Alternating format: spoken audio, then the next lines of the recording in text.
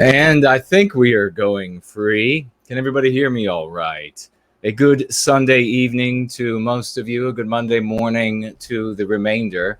I hope everybody had a fantastic week, especially those crazy Americans who were celebrating their Thanksgiving this week. Dave the Impaler says, NWG, gonna make a thought cry. I don't know. Oh, you mean the conversation? Yes. Spartan Warrior Queen is here. Hey, that is fantastic. Great to see you. Saying 5 out of 5 is the sound. 5 by 5 is sound, or 5 out of 5. That's great. It's wonderful to see you again. It's been a while. There's the great Johnny Sai. This is over on the No White Guilt channel. Red Eagle. Do you like fish? If so, I won't call on you, but I won't call you Jason Kuna, but Jason Tuna from now on. Okay.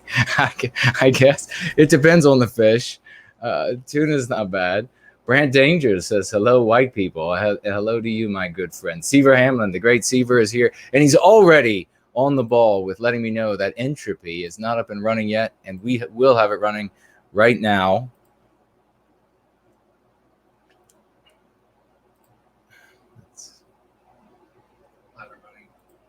Okay.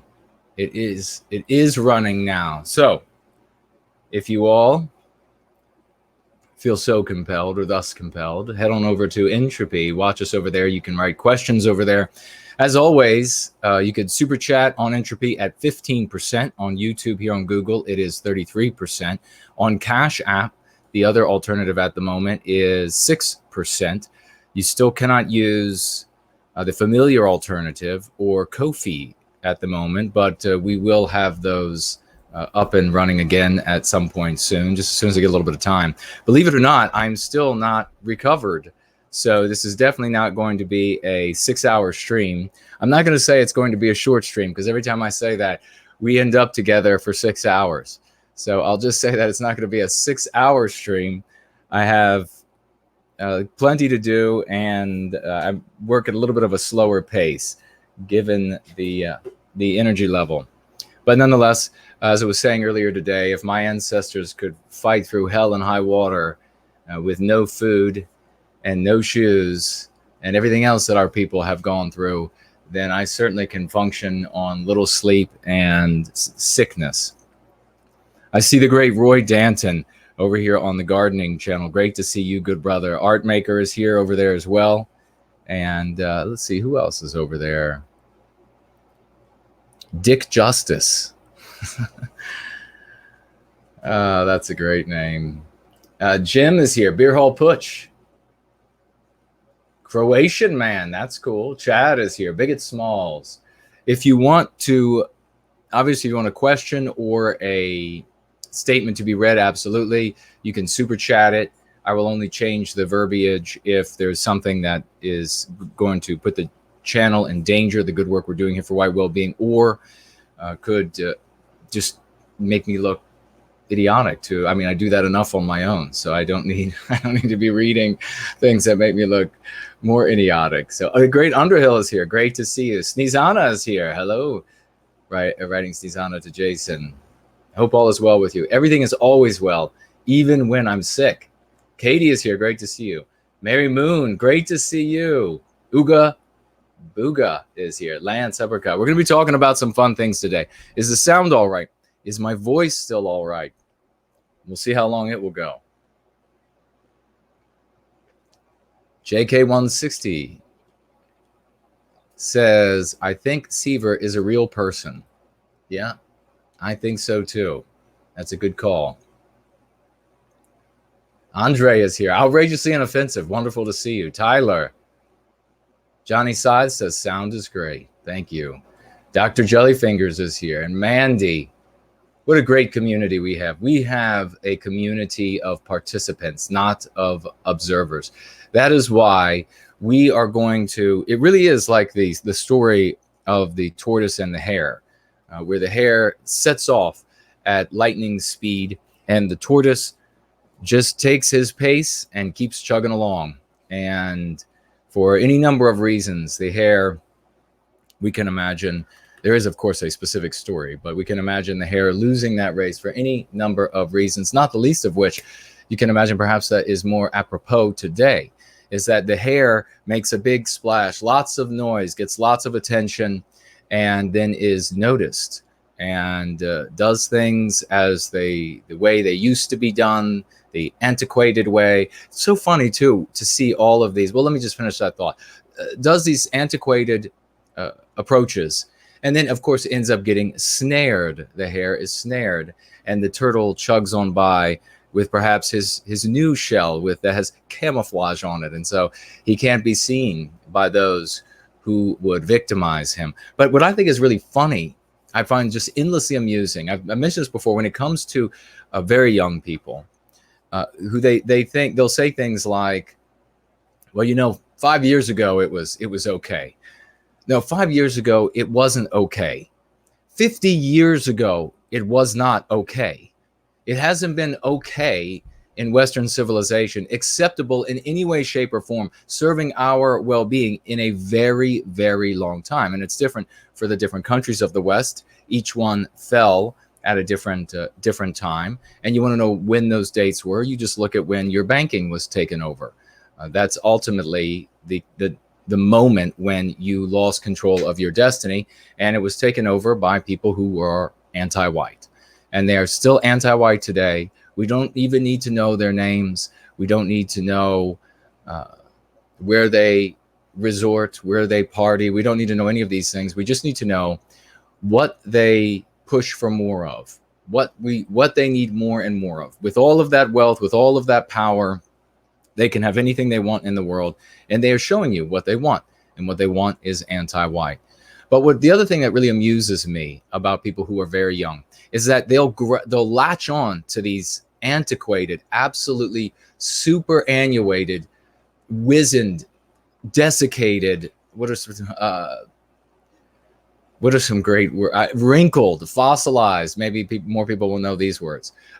These ancient ideas, these old approaches that have all failed, and yet they'll latch onto it and they'll say, I got this new thing. I got this new idea. It's going to be great. No, it's not going to be great. You just look like an idiot. You just look naive. You're wet behind the ears. You're all of those cliches. There's nothing new about what you're doing. All of these folks who are picking up all of these old ways, there's not going to be a different outcome than has been the result every time that it's been implemented in the past. So I find it endlessly amusing when they jump up in all of their boisterous energy and they say, no, I got this new thing. You know how many times I've heard very young people saying such naive things? Thank God I was willing to learn from the mistakes of others. And I didn't need to I made plenty of my own mistakes, but I didn't need to make all of my own mistakes. I was able to learn from some of the mistakes of others. And when I saw older people around me making mistakes like that, I just didn't make them. I didn't continue the sort of things that they were doing that was clearly ass backwards. But yeah, so many of the young, they know so much. They sophomoric prigs that are going to tell us how to save the world with another new silly, antiquated idea that they're going to put their name on because they haven't been around long enough to realize that it failed numerous times. So how was everybody doing, though, after Thanksgiving? Or whatever other holidays you all might have enjoyed since we last spoke. I do want to point out that I have up on No White Guilt channel nearly 30 video clips, 30 new video clips from just 2 going free streams. They're on the Johnny Scythe playlist on the No White Guilt channel.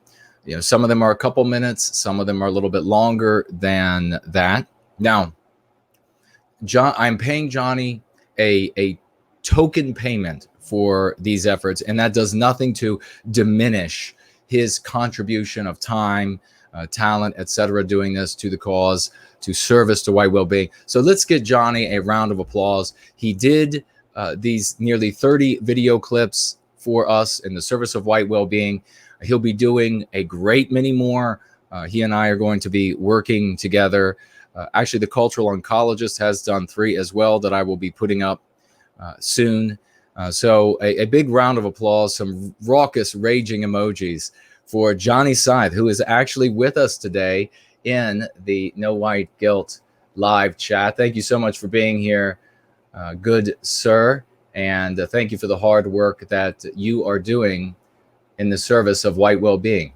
And so, folks, how you can make the most of what Johnny is doing, and you can head on over once we're done here today or tomorrow and dig into Johnny's playlist on my No White Guilt channel. As I said, I've mirrored all of these videos, and find the ones that have meaning for you to first and foremost treat yourself of the mean pathogens that you are suffering from, and then find the ones that will speak to people you're talking to. If there isn't one there yet, there will be. There are going to be more put up all the time. So that is how you make the most of the work that Johnny is doing. And so thank you so much, Johnny. And you will now see at the top of every Going Free stream a link to my website, a page on my website that is going to contain the timestamps for the entire shows. So for every single Going Free show, you're going to be able to click on that link. You'll be able to head on over to that page on my website. It's not as smooth and as beautiful and as efficient as we would like it to be today, but it will get to that point at some time in the future. Nonetheless, you'll be able to find the shows there, all of these shows at some point, and you'll be able to look through the timestamps. They are meticulously done, magnificently done by Kathy. Again, I am paying Kathy a token payment for the work that she's doing here. Rigorous work as it is, as she's doing on the calls. Very difficult because it is, there's no fast forwarding through it. You have to just go through it at the regular pace if you want to do a good job. So even though she's getting a token payment, as Johnny is, for the work that he's doing, it doesn't diminish her contribution whatsoever, because I cannot gift these people what they deserve for their time and effort. So if we could also please get a round of raucous emojis and applause for the great Kathy and all that she is doing for us. This is going to enable you, ladies and gentlemen, to look at these streams. Sometimes they're 6 hours long, and skim through the timestamps, as I say, just absolutely just meticulously done. And it's an arduous task, but you'll be able to look right at these timestamps. You'll be able to say, that specifically is something I want to hear about. This will be great for my friend Paul. This will be great for my friend Michelle, or whatever it might be. You can go right to those segments. Now, it's going to be even better when, of course, you have these actual clipped out pieces of video. But there's nothing to stop you from also clipping out a segment, if you know how to do so, and sharing it with a friend of yours. All of this made possible to you so that we are empowering you, myself and Kathy, myself and Johnny, so that you can take this material, then treat yourself for your white noir, your MPs, and then go out into the world, because that is what we're supposed to be doing here, is helping people to go free, helping ourselves to go free, and then helping others to go free.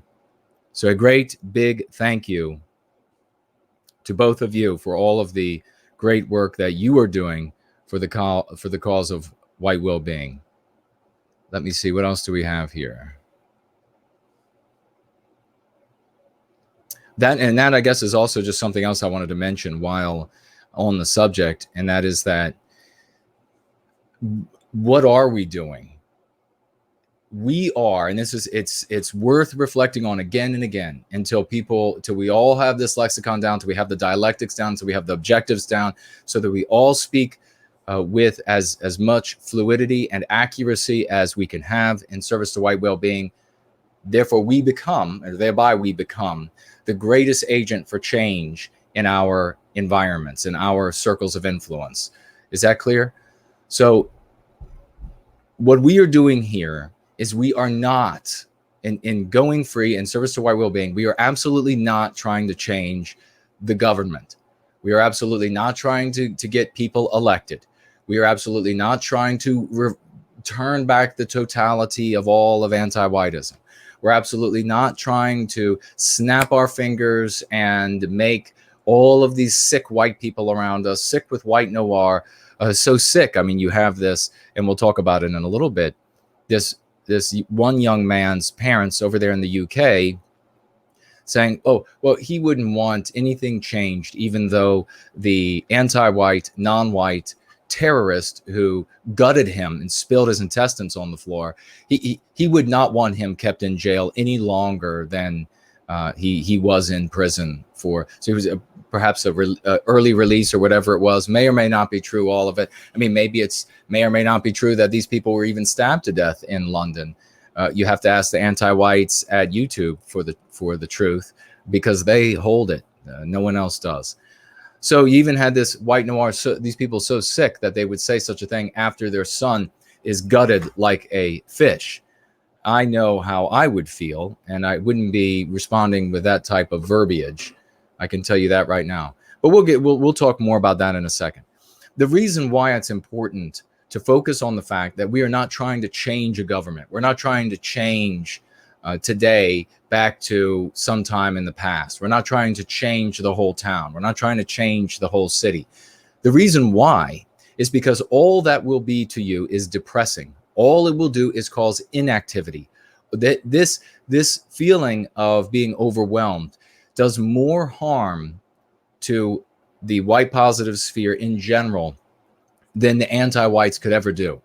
When you set in all of these thought influencers, content creators, and self-proclaimed leaders in the white positive sphere for all of these years that have allowed you all to think that what you need to be focused on is how to disembroil what the anti-whites have done, how to get them out of all of our universities, how to get them out of all of our private schools, how to get them out of all of our police departments, how to get them out of our community organizations. That is impossible. But that is what you have been given as your task to think about. How do we reclaim all of this? How do we sift them out from all of these places? Absolutely do not give that a single thought. We are nowhere close to a context in which we can do any of those things. But there is something we can do.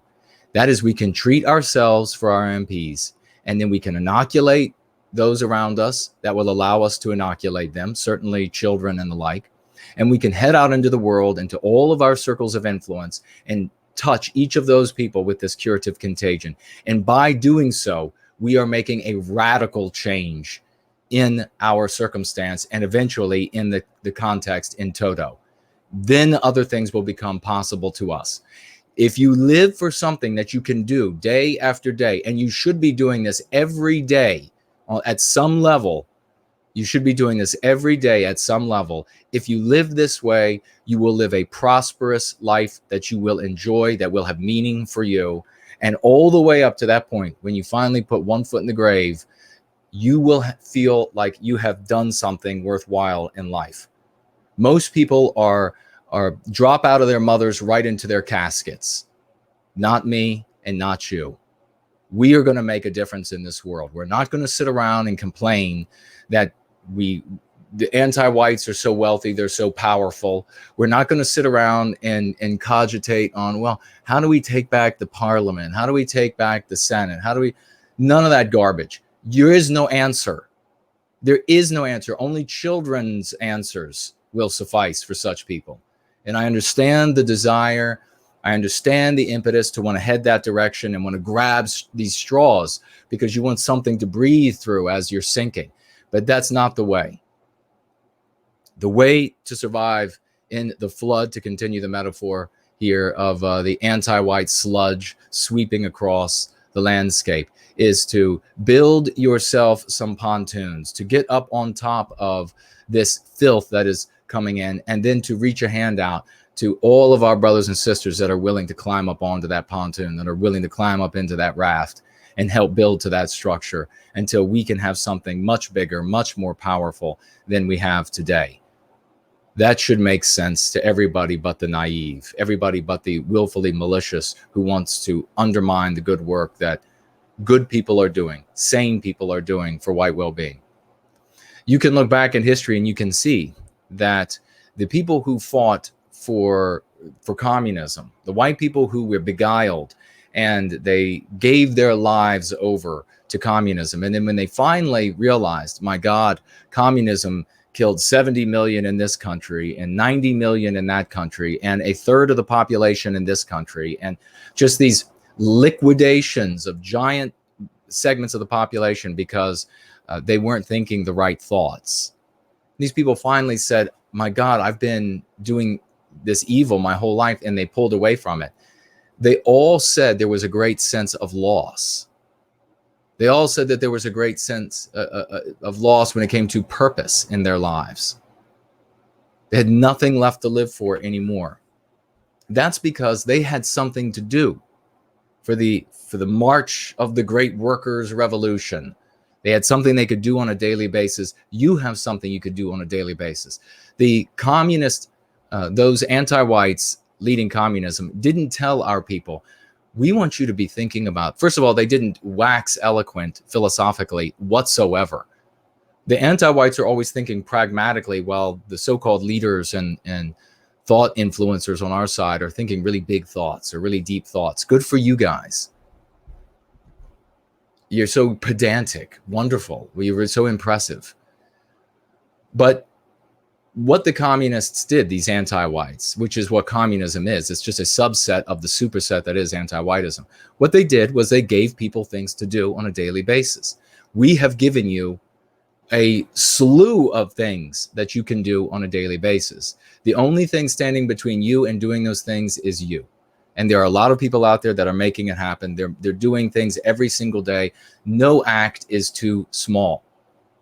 Every act is monumental because it is combined with my acts and his acts and her acts. And we all come together in, as I've said before, a tidal wave in the service of white well-being to wash away the sludge that are the anti-whites. So I hope that if anybody has any questions about that, we can talk about it. But we have plenty of other things to look into today as well. I'm going to try to stay hydrated.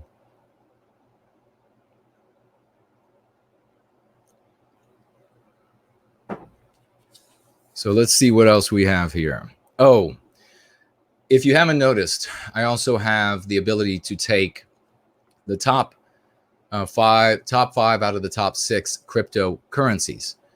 And I don't know if it works.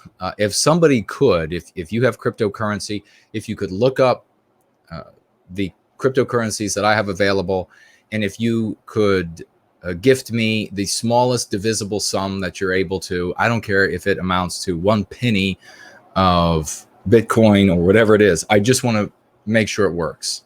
If somebody could do that, I would deeply appreciate it. And so I also want to talk about your Thanksgiving stories. So I'm going to be taking a look at both keeping a close eye on entropy as well to see if anybody had any stories. Maybe you had a family brawl.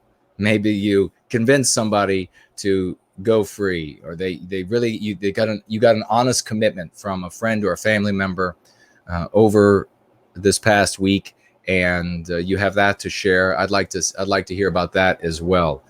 Maybe in the past, cousin Patty, an anti-white cousin Patty, made you shut your mouth while she talked about anti-whiteism and how moral she was, and while she villainy signaled, and you just put up with it. Maybe this Thanksgiving you made cousin Patty put up with your love for white well-being. That would be magnificent to hear a story like that. So let's see who we have over here on gardening. UT says, thank you for your work, Jason. Well, you are most welcome. Thank you for being here with us in service to white well-being and going free. We're going to see, and what I was thinking about earlier, folks, is we are going to see those of you who are mature people, who are dedicated people, who want to have a life of value, and who stay, therefore, we are going to see a great many fads come and go. You'll see them as I have seen them in the white positive sphere. Come and go, come and go. Another fad comes and goes. Another fad comes and goes. Nothing, no meaningful vehicle, no meaningful ideology, in this case, the lexicon and dialectics we provide here, nothing of substance that lasts, that endures. And you will know as we see this, as these things rise and fall, especially every new graduating class of high school and university. You'll see it again and again. The same stupid claims come from these people until we get to them with going free. It's going to be the same thing. You're going to hear them coming forward and saying, no, they think libertarianism is the way to go. And then they'll be involved in that for 6 to 18 months or so. And then suddenly the ones who aren't cowards, the ones who are honest with themselves, will suddenly walk back over to the white positive sphere with their heads hung in shame. Yes, I know. I guess I really knew in the beginning, but I had to go through this phase. You'll see that. I've seen it so many times now. It's just ridiculous. We need to stop this idiotic cycle from taking place. It could be libertarianism, any sort of abstractionist thought. We need to intervene. We need to get to these people so that we can get them healed and healing and inoculate them and get them helping others out there so that they don't have to go down these deleterious, these pernicious roads. Let's see, outrageously inoffensive. At my Thanksgiving, I told Murray to chill. Okay. That sounds good.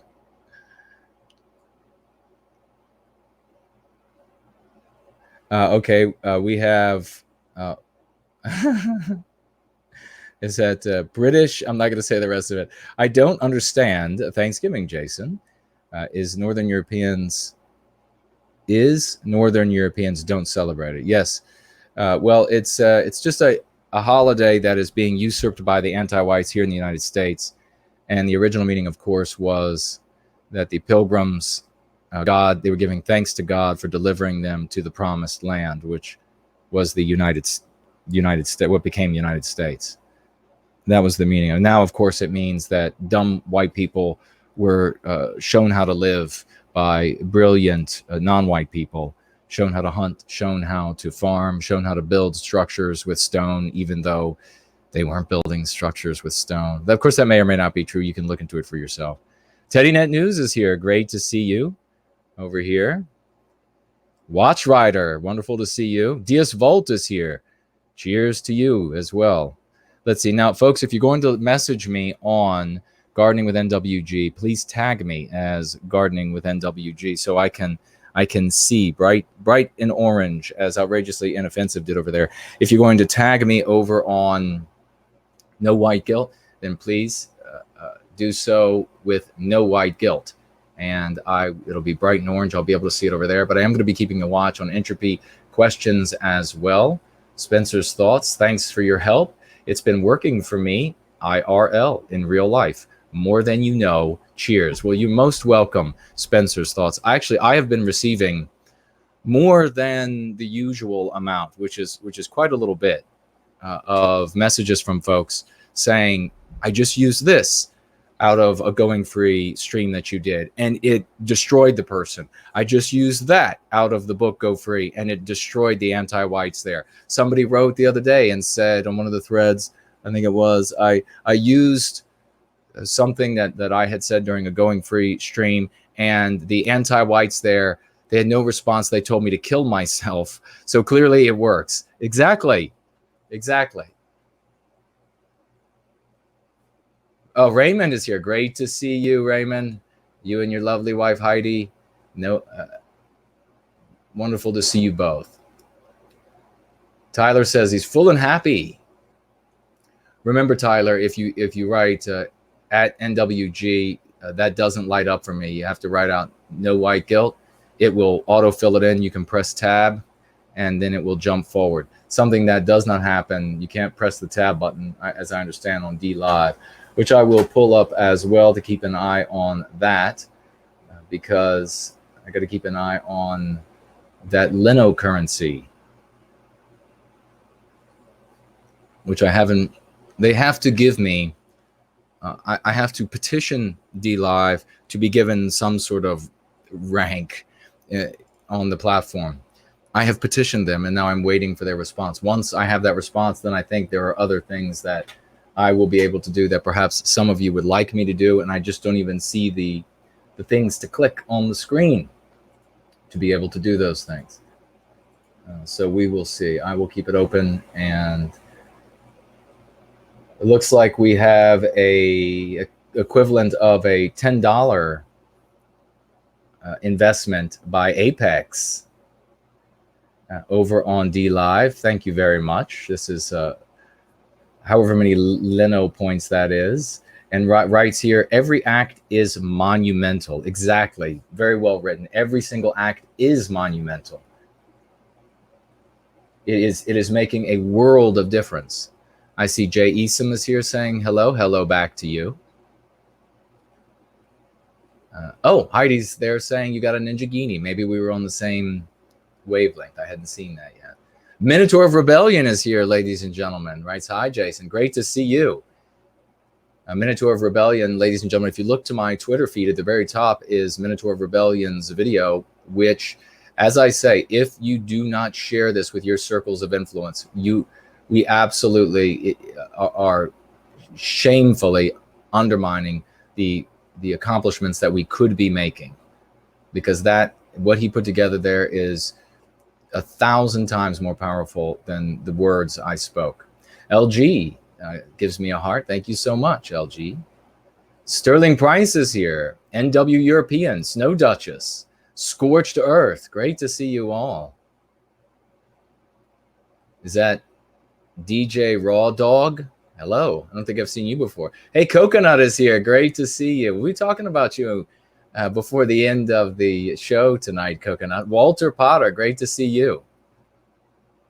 Anybody have any fist fights at Thanksgiving?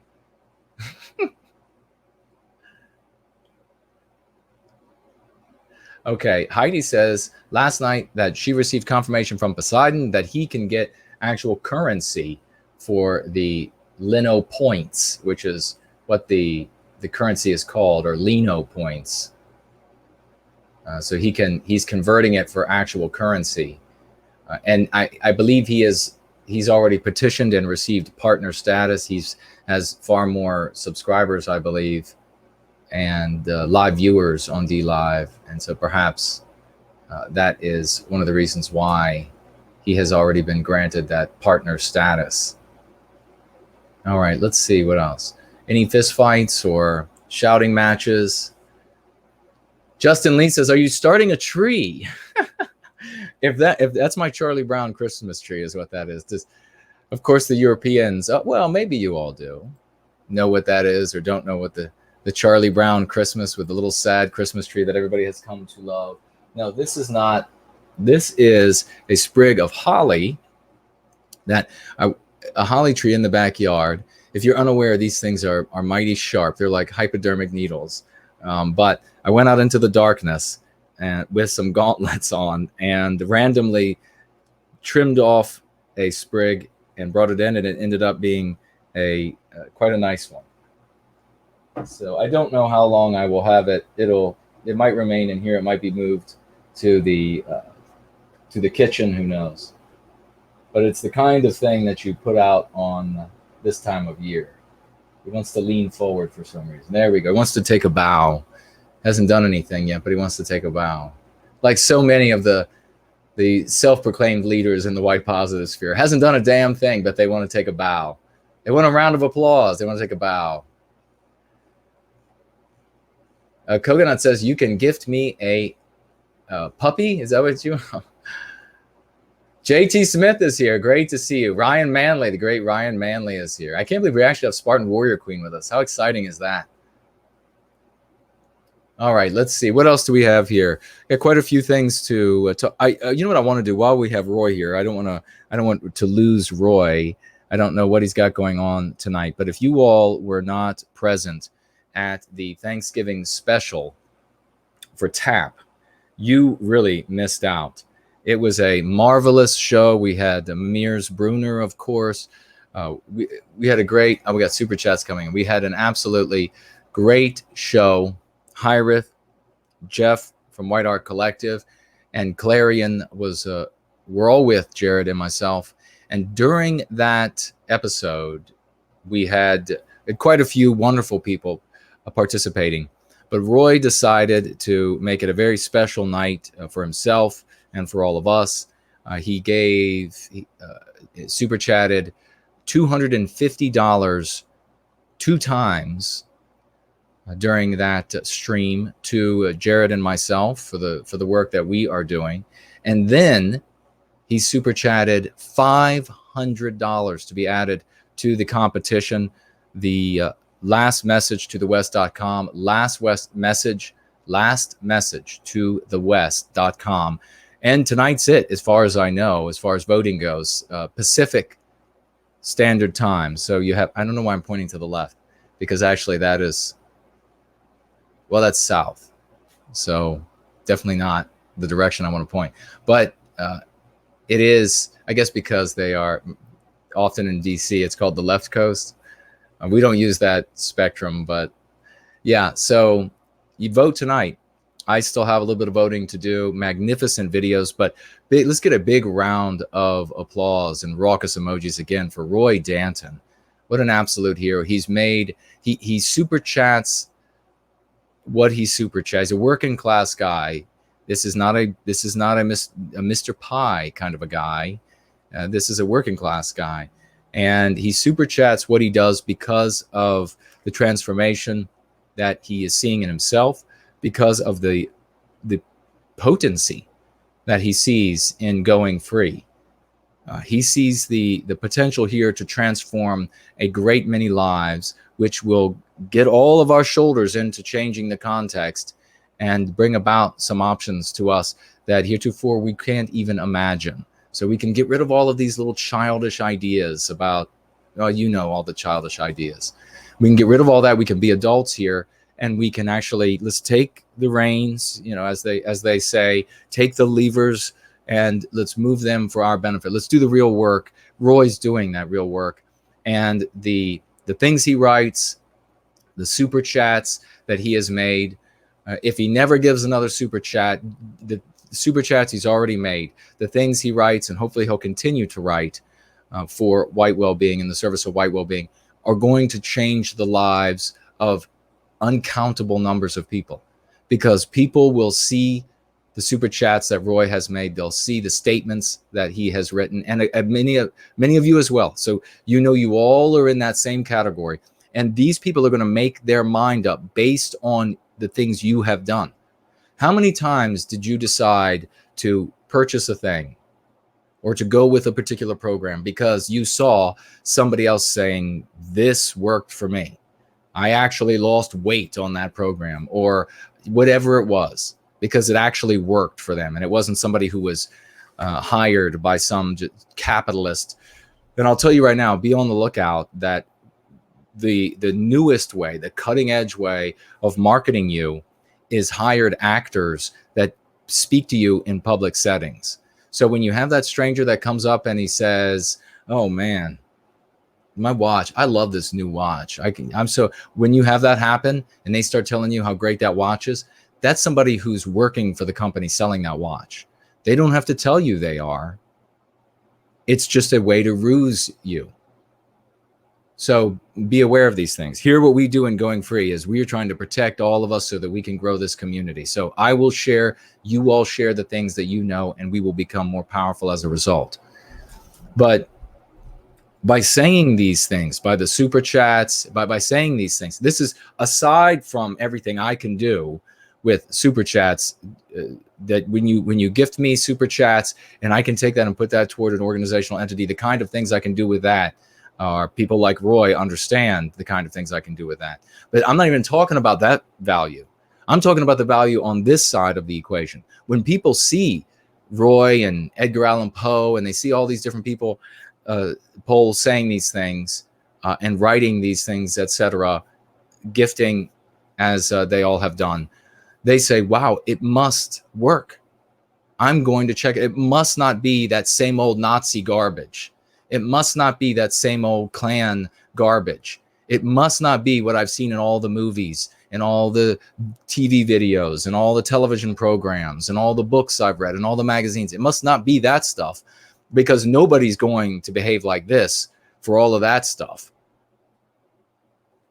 No, instead, these people are loving, they're happy, they're laughing, they're growing, they're getting better, they're getting smarter, they're getting stronger, they're tapping into their real potential that they have.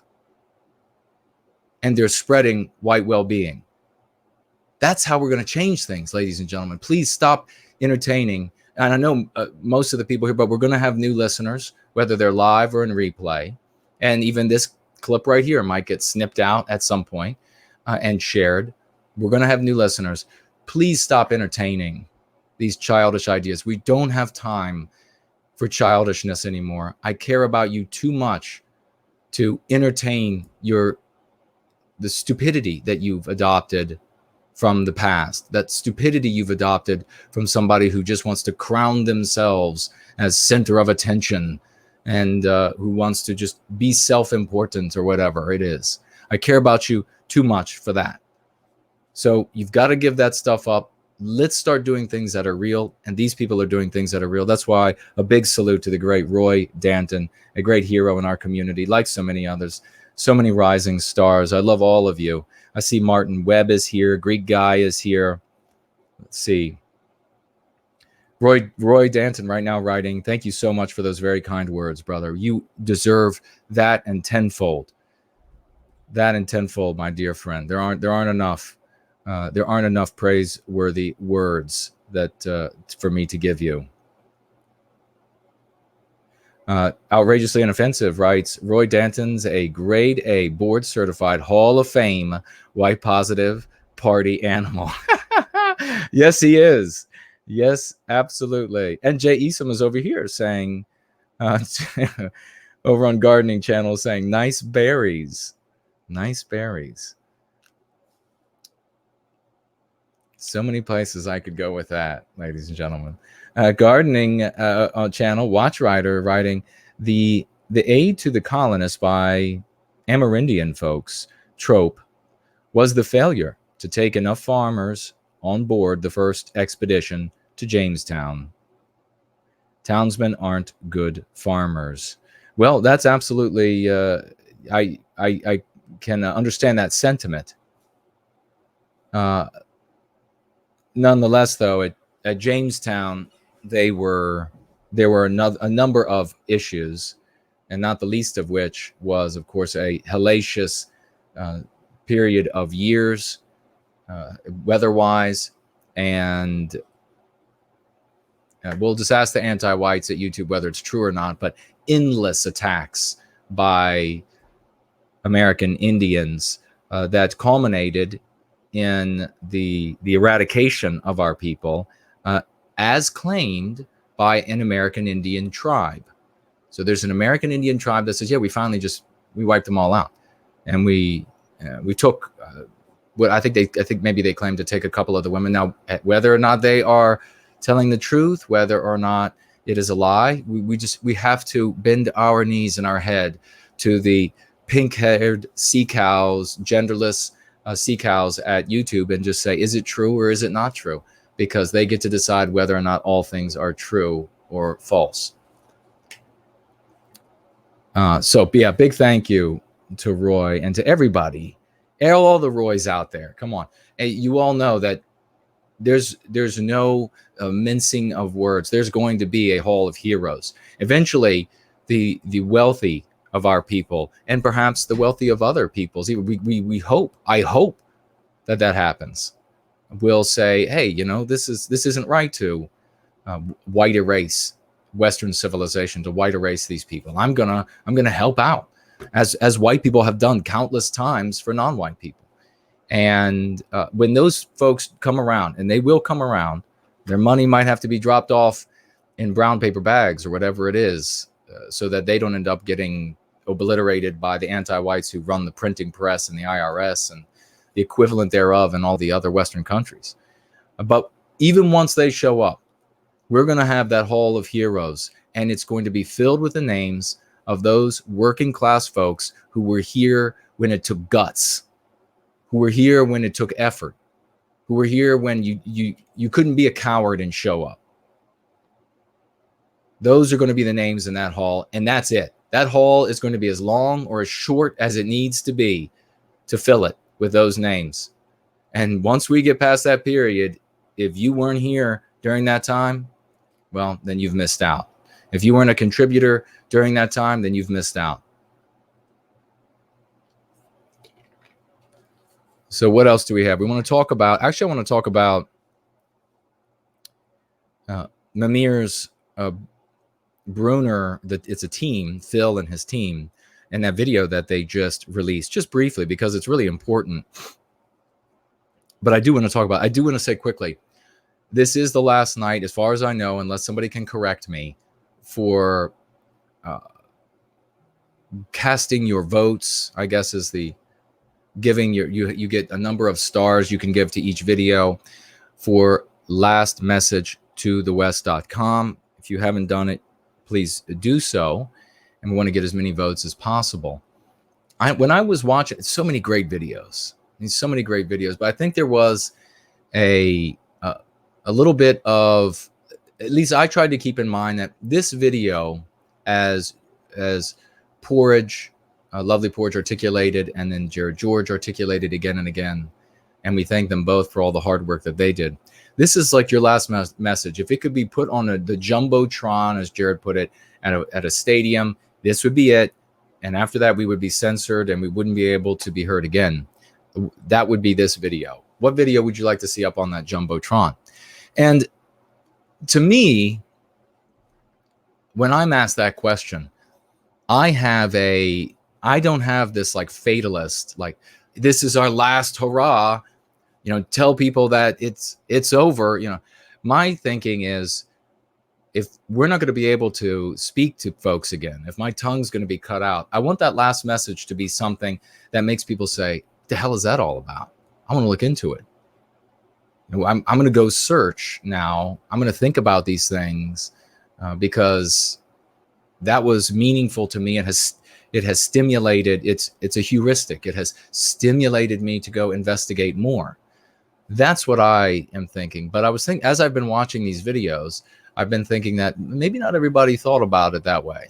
Maybe some people thought about final beautiful hurrah in the end, or something of that nature.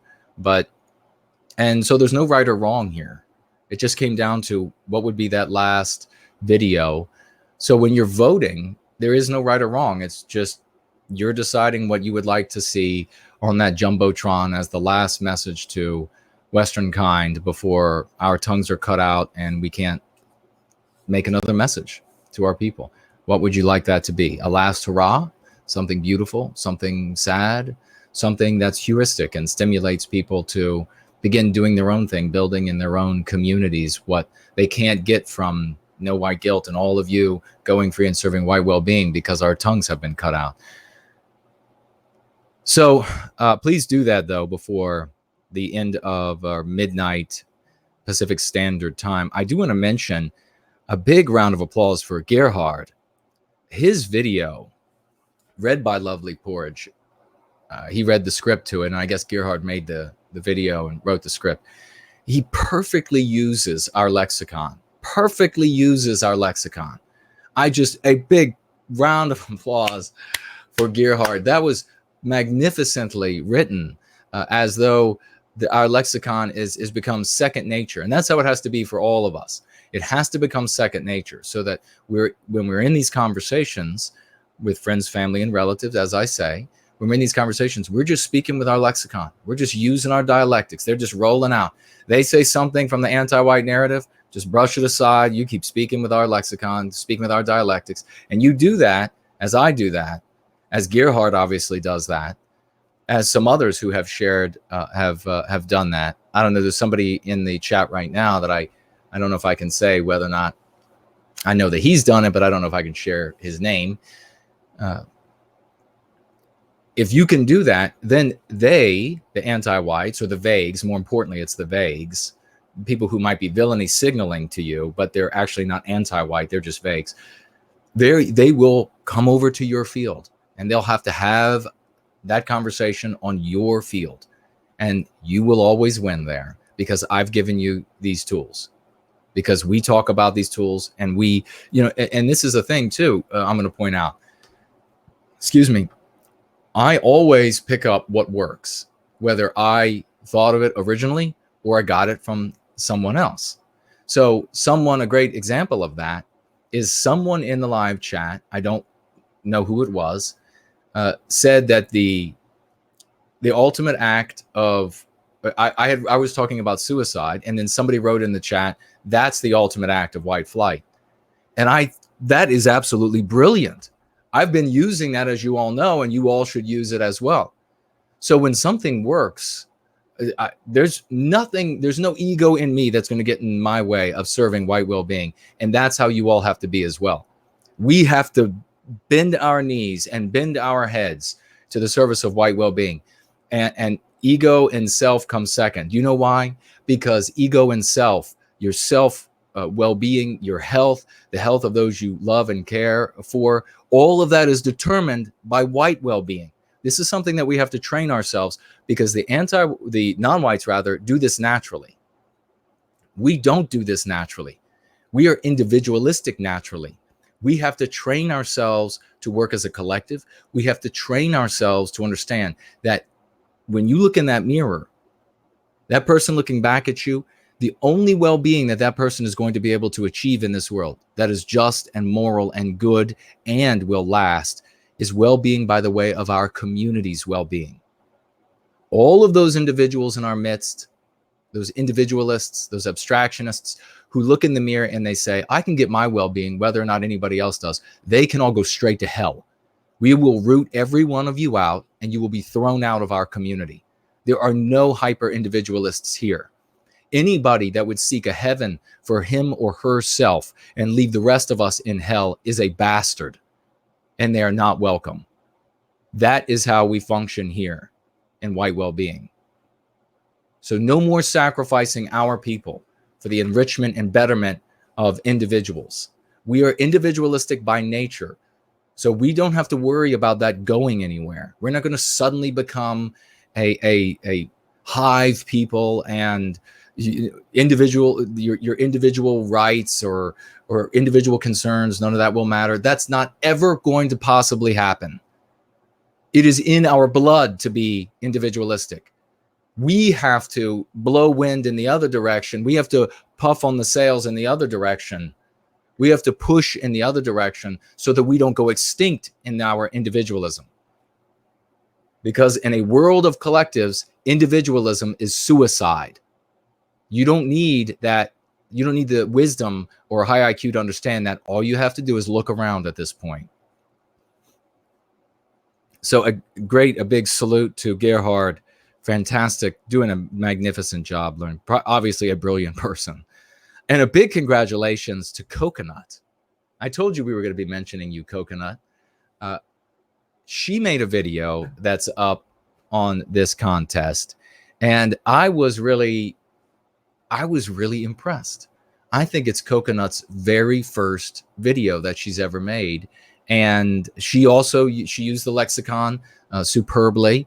But I mean, it's a good video. I was very impressed, and so a big salute and thank you to Coconut for making a great video. Coconut, by the way, I finally got her okay that for me to reveal that she and her wonderful husband were my guests at the James Edwards conference, and they are just magnificent people. I had a fantastic time with them. You know, you have a connection with people when they immediately feel like family. That is just, and we've never talked. So this whole nonsense about, oh, this isn't, online communities aren't real communities. I know there are some people in the white positive sphere, particularly more of the violent ilk, the ugly ilk, who want to tell you that, oh, this isn't real. Online isn't real. Bravo Sierra, because everyone that I meet online, I will tell you all this right now, without hesitation. Everyone that I meet in service to white well-being, they come here and this resonates with them. When I meet them in person, it is longtime friends.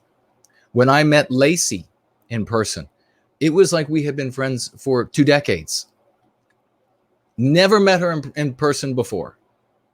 Only in these communities. Ladies and gentlemen, if these communities didn't matter? I'm gonna do some thinking here. So I know you've had these guys, these with interesting looking faces and mysterious whereabouts and all of these other kind of characters that will tell you all day long about how, well, just online is not real. It's not, you're not accomplishing anything online. I'll just toss this out to you for you to think about whether or not you're accomplishing anything. If this wasn't accomplishing anything, if you weren't building a community, and an e community suffice for an IRL or in real person community, if it wasn't essentially commensurate, the anti-white regime wouldn't give a damn what you were doing here. The anti-white elites have people with 130 plus IQs strategizing and thinking about these sorts of things. Do you think entities as powerful as the government in the UK, the government in France, in Sweden, in the United States, in Canada, do you think entities that powerful would give a damn about what we're doing in these little communities if they didn't matter, if e-community didn't mean real community, if the translation wasn't like this? Good God. Don't let another one of these idiots tell you that an e-community or an online community is somehow deficient and you're somehow not accomplishing anything. BS. We are reaching all around planet Earth. With what other tools could that be done? With what other? It could not be done. The only other way to reach around planet Earth would to be have some nucleus where we would rear generation after generation after generation and then disseminate them to the world. That would be the only way that we could have a global community. We are building a global community because of the online presence. We are getting tips and advice and hints from our people, bright people all around the world that we wouldn't otherwise have access to, connections that we wouldn't otherwise have access to. We're spreading the curative contagion to places that we wouldn't otherwise have access to because of these communities. Never again.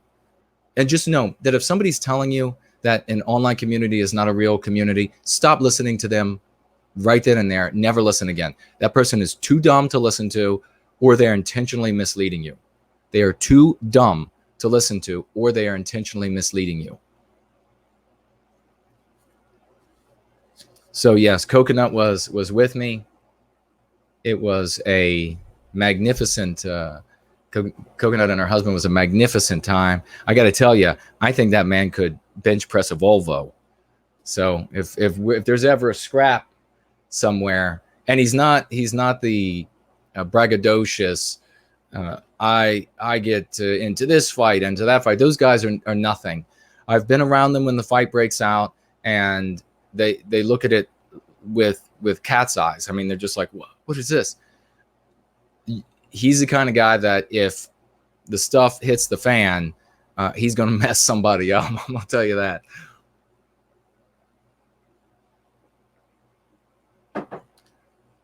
So, yes, if it ever has to hit the fan and get physical, I will have Coconut's husband by my side. What else do we have here? All right, I want to read some positive comments, because let me read some of the stuff that you all are saying quickly. Fernola's here. Hey, how's it going, brother, over on the gardening channel? Great to see you. The great Fornull. Talk about a rising star. It's like the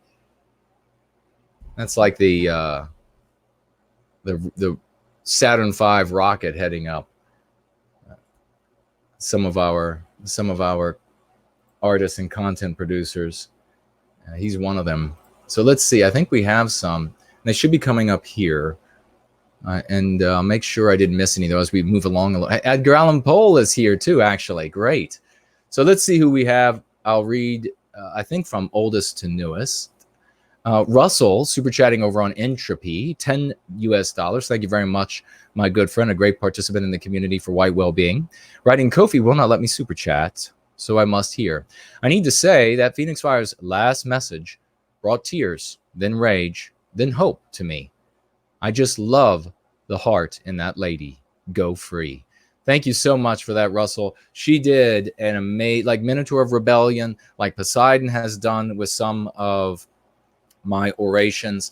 These people and others have taken my words, my thoughts, my hurt, my pain, my love for our people, and whatever value that is to any individual person, X, whatever that is, they have multiplied it by many times fold, made it so much more powerful. We need to be sharing these things with our circles of influence. Become a member of a CivNat community for a day if you have to, and drop some of these information love letters into their midst. I don't even want to say love bomb, because these anti-whites are such scum. This is like a love letter. You drop this love letter in there amidst them, and then let them throw you out. Some of those people will see that, and they will feel the exact same way you did, Russell. And you know what, Russell? It says, and to all of you listening right now, it says a lot about your character if you watch something like this and it moves you that way. If you watch something like this and you're not moved, then you are broken inside. You need to work on yourself. You need a lot of help. So thank you, Russell. Says a lot about who you are. Heidi, super chatting $25 over here on Entropy. Thank you, my dear lady. A big thank you to everyone for being here tonight. My gosh, Heidi, thank you. Super chatting $25 to say thank you to everyone for being here. That is, Heidi and Ray are a team with a wonderful family, just beautiful people, and I can't wait to meet you all in person one of these days. Throw my arms around you. It'll be a splendid time. Again, it'll be like reunion with family. Stephen over here, super chatting $3 on Entropy. Thank you so much, good friend. Would you ever do an interview for a project I'm researching for UPENN, comp included? I can't see why I wouldn't. You're always here with us and participating. I don't know what UPENN is, but you reach out to me on Twitter direct message, or maybe go to my store, nowhitecoatcollectibles.com, and you can send me a message from there. Let me know who you are from here and this request again, and we'll talk about it. Thank you so much for the super chat. Spencer's Thoughts, super chatting $20, 20 Canadian dollars and 99 cents. Thank you, my good friend. Writing, so now that I have people on the ropes with my anti-MP skills, great to hear. How do I finish and get them on our side? I can win the debate now, but not the person thus far. Well, one of the things, I'm sure you have the book Go Free. And so one of the first things that I show you in Go Free, and that you should show others, is how to see anti-whiteism in the world around them. That is going to do far more for helping them to come over than you could ever say to them. There aren't any magic words. You're not going to be able to walk up and say abracadabra and they are, so, well, yes, I'll go free now. Thank you. If for nothing else, that person's, we talk about the ego, it's very difficult in the moment to say, well, you're really right. I've been wrong all of these years. I'm going to convert right here on the spot, and I'm going to follow what you have to say. That kind of person just is a rare person, to say the least. So what you want to do is you want to show them, for example, coming up on the holiday season, we know we're going to be seeing, we always see, you can watch the video that I made called, I think it's called Murder on a Commercial. We always see this promotion of white erasure on the advertisements. So biological white erasure. And teaching them to notice this, just saying, have you noticed this and this and this? It's always this way. Once you say that, they can't go back.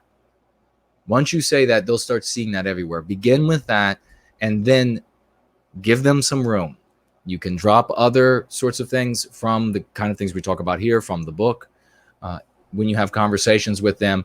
But that's going to be one of the most powerful things that you can hand them to help them come to the truth on their own. You know, there's that saying that you can't teach a man anything. He has to find out for himself. And that is a cliche that is speaking to this aspect of the human animal, that even if you tell me and I get looking this direction because you tell me, I still have to feel on some level like it was my doing. That's how people think. So you have to give them that room. I've always done this. It's always, even when I get people up to the point where I think they're going to say, yes, I totally submit. You're absolutely right. I give in to that. I back off at that moment. I guess it's like fishing. You know, when you're fishing, folks who have never fished before, you have to play with the bait and the fish. And so it's sort of the same thing. You got to let them bite and fight, and then let them run, wear themselves out, and then start bringing them in again. It's sort of the same thing. You're not letting them wear themselves out, but you're letting them come to terms with being wrong. You need to let them come to terms with being wrong. And let me tell you, coming to terms with being wrong about something of this magnitude can be earth-shattering. People have reached out to me saying they can't stop crying. People have reached out in the midst of crying, thinking saying their whole world was over, thinking their whole world was over because everything was wrong. This is not uncommon for people to come apart when they see how bad things really are. But then that's when you help them. That's when you say, let's treat these MPs. Let's go free. There's something productive we can do here. Let's not sink into this depression. Let's instead get up and heal yourself, and let's make the world a better place. So those are my suggestions. Spencer's thoughts. Thank you very much for that kind super chat from the cold white north, which I imagine is getting colder by the minute. Tyler super chatting $14.99 over here on YouTube. Thank you so much. My life has changed for the better in insurmountable ways that have just begun to materialize physically, mentally, and helped me find a true purpose and my people. White Wellbeing is saving lives. My God.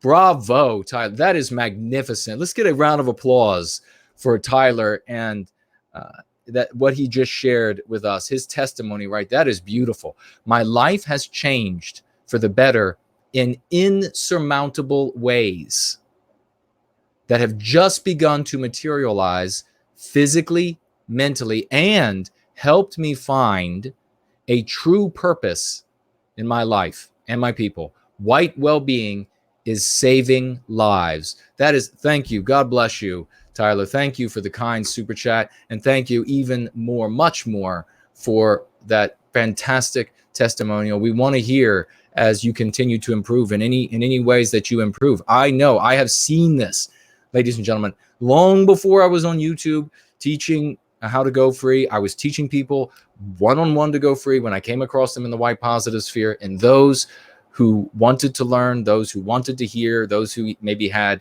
the eyes to see and the ears to hear, I saw the physical transformations in front of me. I saw people getting into better health. I saw people getting into better mental states. I saw people finally seeing something constructive they could do.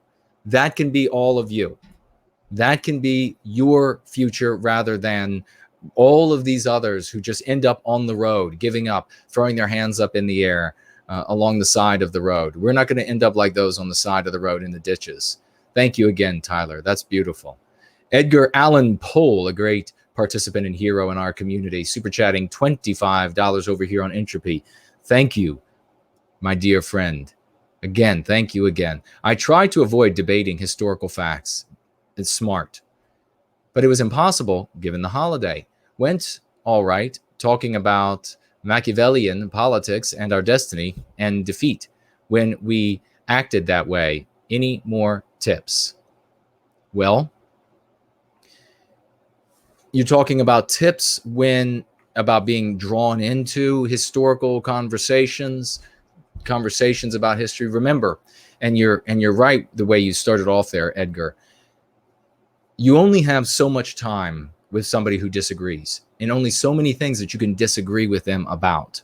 So you need to use that opportunity, both time-wise and subject-wise, as best as you possibly can. Debating whether or not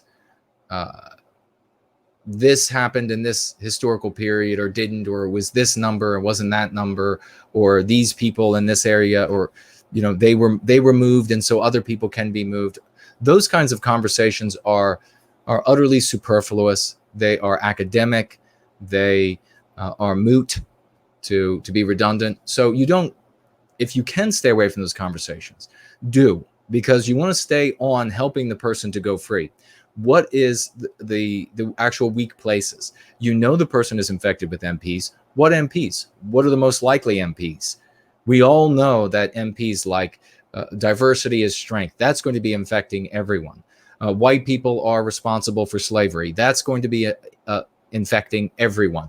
And so these are things. There are many more. You can read about them in Go Free as well. I've got a great list of MPs and MCs to turn back the MPs in Go Free, the second edition, which is available and will be available in electronic form soon enough, Kindle form. But you know that these are going to be there. You know that the most prominent MPs are going to be there. So speak to those instead.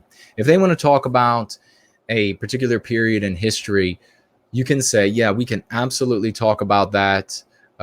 But first, I would like to mention this. First, I would like to address this fact. I would like, and get to those things. There won't be enough time to get back to how many Prussian troops were on the whatever border on the whatever eve of the whatever night. I mean, it's totally immaterial. We are not looking in the rearview mirror at all. We're definitely not looking over our shoulders. We are driving this vehicle to recapture our destiny. Everything is in front of us. I know when it comes to everyone else out there, they want to spend a lot of time in that rearview mirror and in the wing mirrors all day long, or even looking over their shoulder while the vehicle is going off a cliff. Don't follow them there. You lead that conversation. They're sick. They're suffering from white noir. If anything, you can take their thoughts about a particular historical event and then vector that into a conversation that you can treat them for an MP. So an easy one example I just used is slavery. Say they want to talk about slavery in the United States or slavery somewhere, whatever it might be, where they're blaming white people. You can say, why you think that white people are behind slavery? You can give a couple of just throwaway comments like, every race has practiced slavery. Every race has been enslaved. Do you know why you are focused only on white people? Let me tell you why. Do you know why you only want to blame white people? Let me tell you why. There's no need to get into what were the names on the vessels that were bringing the slaves and the slave ships, and unless you're with somebody who's already going free and you want to have an academic discussion with them. But if you're trying to help somebody go free, then vector it back to something that they're infected with. So that's a great question, Edgar. Thank you for that great question and for the $25 super chat over here on Entropy. And we have spoiler alert on YouTube, super chatting $10. Thank you very much for that. I don't think I've seen you before, unless it's under another name. Writing, deck the halls with boughs of holly. It finally makes sense to me. Indeed, that's what it is. It's the boughs of holly. Not quite a bough, which would be a larger branch, but it is. It's nonetheless. This will be deck the halls with sprigs of holly, I think. But it is a robust plant and doing quite well. Tall Kevin has a question over here on the question widget. It was nice standing out at my family dinner by stating I don't drink as much, and also received compliments on improving my appearance health. Fantastic. That is great, Tall Kevin. That is magnificent. Thank you, Kevin. It was nice. And now Kevin, ladies and gentlemen, is improving himself since he started going free. Like a great many of you, he is gotten away from a great much of the alcohol he consumed. It was a problem, and getting it under control. And writing, it was nice standing out at my family dinner by stating I don't drink as much. You could imagine the family, and they're going to be wondering, really, what's going on? So also received compliments on improving my appearance and health. God bless you. That is Kevin's going free, ladies and gentlemen. He's getting compliments on his appearance and his health, and the family's going to say, Now we can imagine the Kevins out there of so many scenarios. So whether this is actual tall Kevin 87 scenario or not, it's going to be some other Kevin scenario where you have the Kevin in the household is going to say, I don't drink as much anymore. And they're going to say, wow, you look better. You look healthier. And what's going on? And that Kevin's going to say, well, I'm going free. And there are going to be children present that are going to be hearing this. There are going to be young adults present. There are going to be older people present. They're going to say, what's helping this? What is doing it for our Kevin that we love so much? And that's going to make a big change in the world. Remember, ladies and gentlemen, everybody doesn't have to come over to White Wellbeing. If we can paralyze vagues and anti-whites out there with doubt about whether or not we are the demons in the world, you have done just as much good as bringing them over to going free, at least in the short term, in the near term. Because if they are convinced that if you care about the well-being of white children, you're a monster because they're in the anti-white narrative, they will condone and perhaps even participate in the infliction of harm on us. If they, on the other hand, hear stories like this, they're going to be paralyzed with doubt. They're going to say, wait, I don't know that these people are the bad guys. You know, they seem different. They're helping. People are getting better in their community. They're not doing violence. They're not committing violence. They're not preaching violence. People are getting better. Everybody's welcomed. So I'm not behind harming these people. I'm not going to condone them being harmed. And that is important. Why? Because even though the anti-whites dominate the federal government, the law officers, etc., they still have to give the appearance of law and order because the broad masses of our people still hold the power. So if they begin, the anti-whites begin just destroying that appearance, shattering the appearance of law and order, that will change the context we are in a way that is beneficial to us and harmful to the continuation of anti-white domination. These are sometimes some of these subjects can be difficult to wrap your head around, but rest assured, this is exactly how it is. So thank you very much for sharing that, Kevin. Now we're going to talk about, I want to talk about Mamirs Bruner and talk about Mamirs Bruner's video that the team, Phil and his team, posted today very briefly. And then I think we will, I wanted to read some positive comments from this past week. Let me do that quickly. We have Jody Lester writing, I love your passion for our people. Though it's not funny, I did laugh out loud when you said, quote, this is tough love, Shakespearean style, God damn it, close quote. That should be the new NWG motto. Well, thank you very much for Jody for that. I guess I did say that. I vaguely remember that. We have 41 BMC writing, thank you, NWG, for your dedication to white well-being. I have learned a lot from your videos. Well, thank you so much for sharing that with us, my good brother. The Ruination Media himself, the lovely Porridge, writing here with a smiley or laughing face at the part about Noel Ignatiev being provocative because he wore stilettos. So he's laughing where I talked about that. And the part about pouring out the champagne on his grave, quote, after I drink it. I like how you manage to get in humor while you are fiery with anger. Well, thank you very much, my good brother, for that comment. It means a lot to me. And I hope that even though I get passionate, I am able to put a laugh here and there into what we're doing here, because we are, we're not just going to be sour people. We're going to have fun. We're going to have birthdays. We're going to have weddings. We're going to have a lot of first birthdays, the very first ones. So we are a well-rounded people, and there are going to be a great many smiles, a great many laughs, mixed with the resolute determination on our faces and at times even the tears from our eyes. So BBM, which of course is, I can't remember, he told me how to say this, B minor and A sharp something. I apologize. BBM. Writing here, there are some places in my town where people are allowed to post just about anything. I'm going to post a simple Happy Thanksgiving from your friends at nowhiteguilt.org. 'Tis the season to go free. Are you okay with that? And I said I was okay with it. And he shared a picture, and I've got to find it, of the poster that he made and posted. That is magnificent. Thank you so much for that. Let's get a round of applause, because that is doing something that will make a change. People will see that.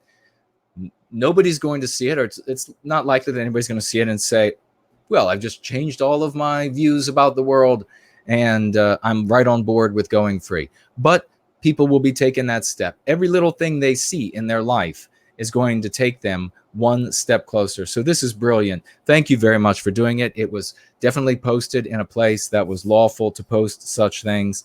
So I was very proud to see that hanging, and a big salute to you for doing that, good brother. Let's see. Lee Van Cleef wrote, "We love you, good brother. Don't ever stop. I love you all, and I will never stop. I've always been working for White Wellbeing, and I will always be doing so in one form or another." KD writing here, "I was so struck by this quote: the soulless architecture is only soulless to us. There are people that architecture speaks to, and it is not us," close quote. This is a quote from me that KD was writing there. And then goes on to write, "Not for one instant did it ever occur to me that ugly, modern, and utilitarian buildings would resonate with anyone. But of course, logically, they must. Someone designs them. Someone purchases those plans and builds them. And still others decide to live in them, put their businesses in them, etc. Just more support for the brilliant concept of biospirit and me going a little bit more free." Thank you so much for writing that. Absolutely, KD. That is exactly, you stated it perfectly. That is exactly what is happening. It definitely speaks to that those horrible structures speak to a very different people, and which is why they look hideous to us. I have another one from Jody. I meant to put these together side by side. Let's see what this one was. Make sure I didn't double it up. Okay. Writing some laughter. Jason fires off a "that's what she said." You know what I really love about the people in the white positive sphere is their sense of humor.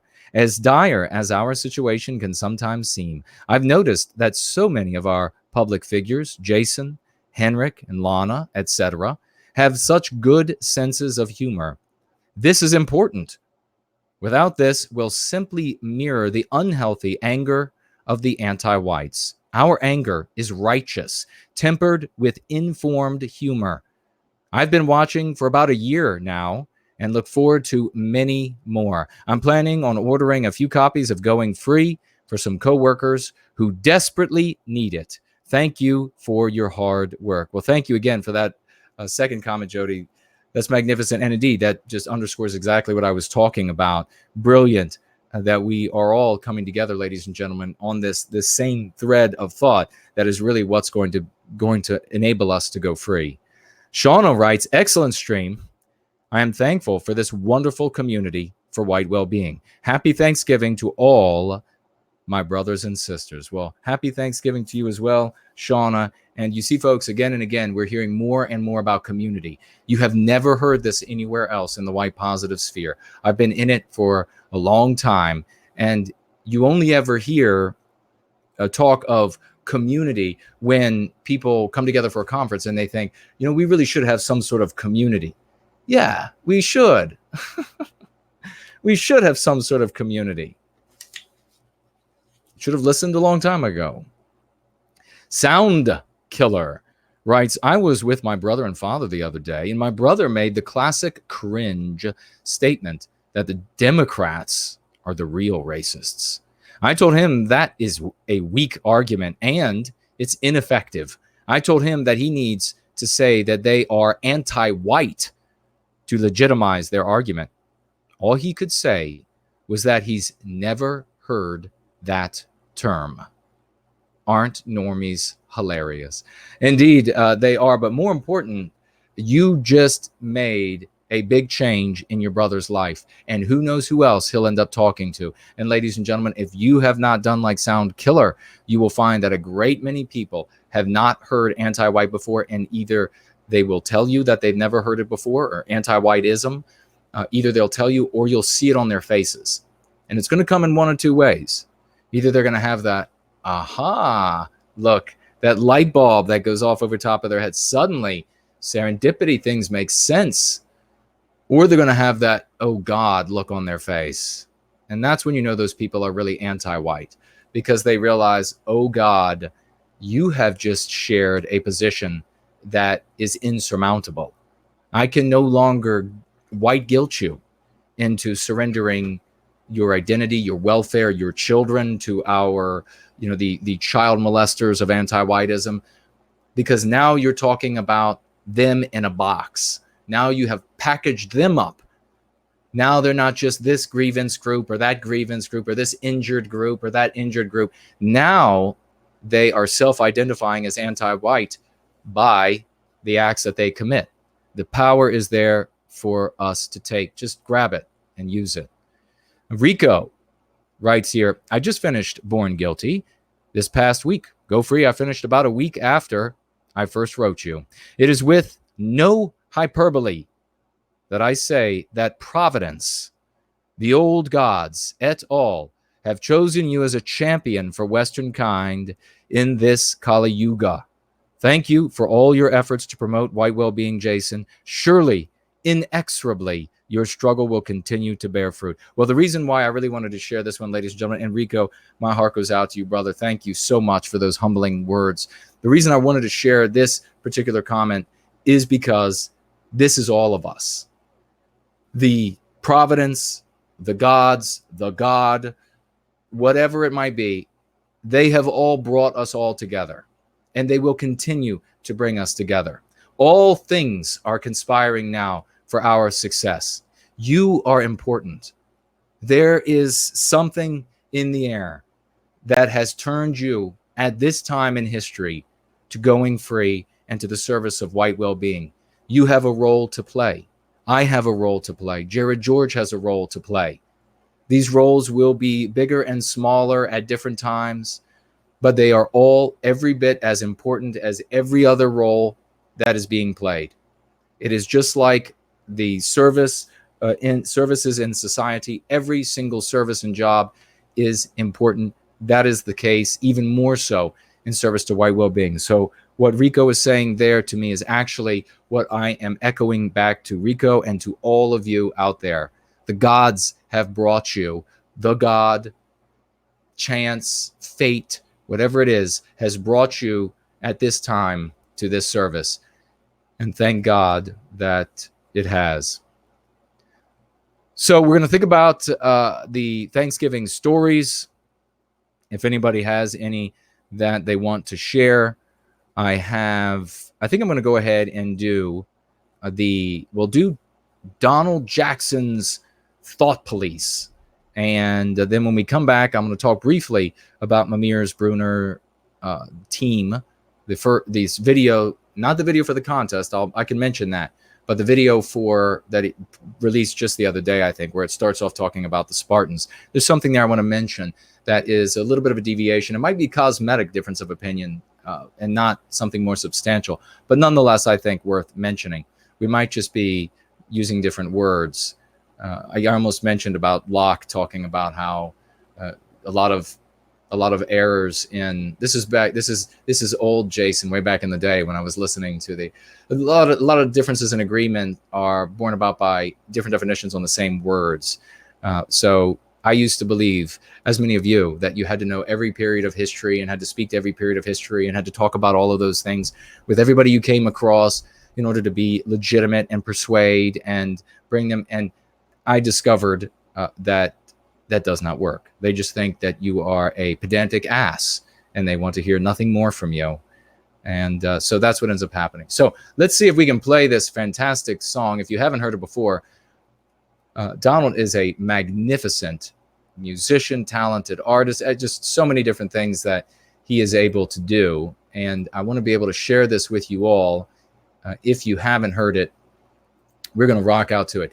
I tell you, this song I have rocked out to more than a handful of times. So I hope you all will enjoy it with me again. And if the sound is a little low for you, please just turn it up and then back down when I come back from after the piece. Let's see if we can make it work, though. I think we should be able to.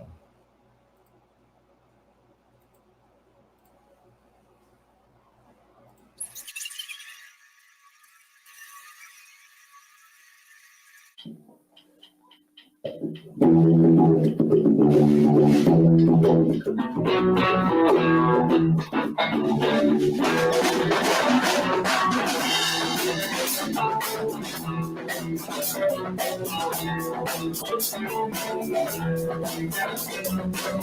you take the red pill? Did you take the blue pill? These days so many ways to wake up. Does he SJW deeply trouble you? And all your friends just want to break up.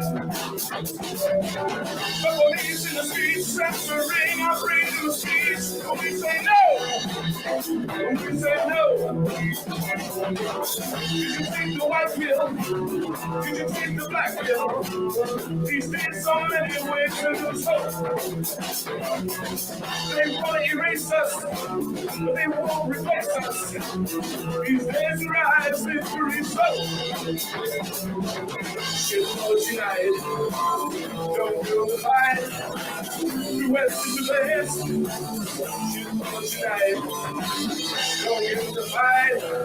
The West is the best, it's okay to be white.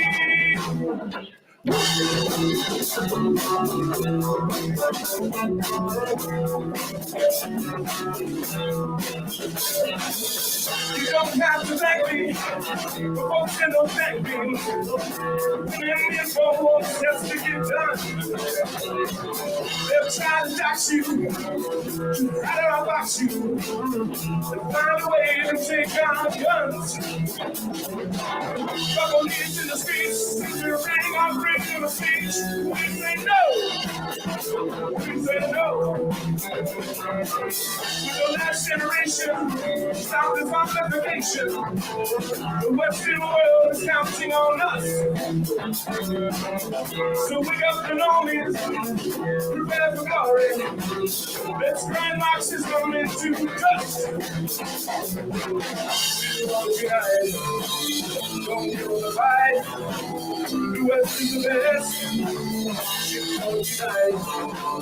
Don't give the fight. The West is the best. It's okay to be white.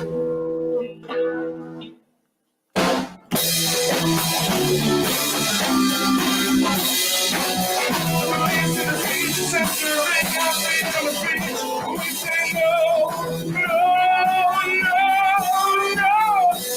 Put your hands up and up, stand back and give me a friend. Now let's go.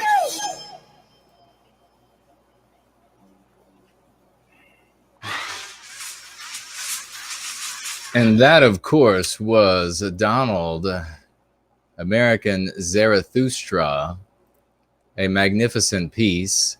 And I just saw a comment about, am I flying solo? I am almost always flying solo on Going Free episodes. Occasionally, I've had Jared on, of course, and I have had Clarion on, and we will have both of those just beautiful people back on again in the future. But most of the time, it's just me and you. And that's the idea about these shows, is I want to be just with you. I want to be able to talk with you as kind of one-on-one and address your specific issues as we are doing here. And so that's the idea. Let me see what I've missed otherwise over here on, looks like looks like another Ninjagini has come in, and from Wyatt Man, writing, your AG to MP is key. Keep on keeping on. Thank you. Thank you very much, Wyatt Man.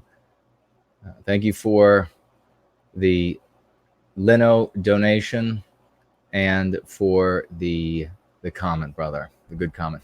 And a blanket thank you to everyone over on D Live who is contributing something less than the equivalent of a full US dollar.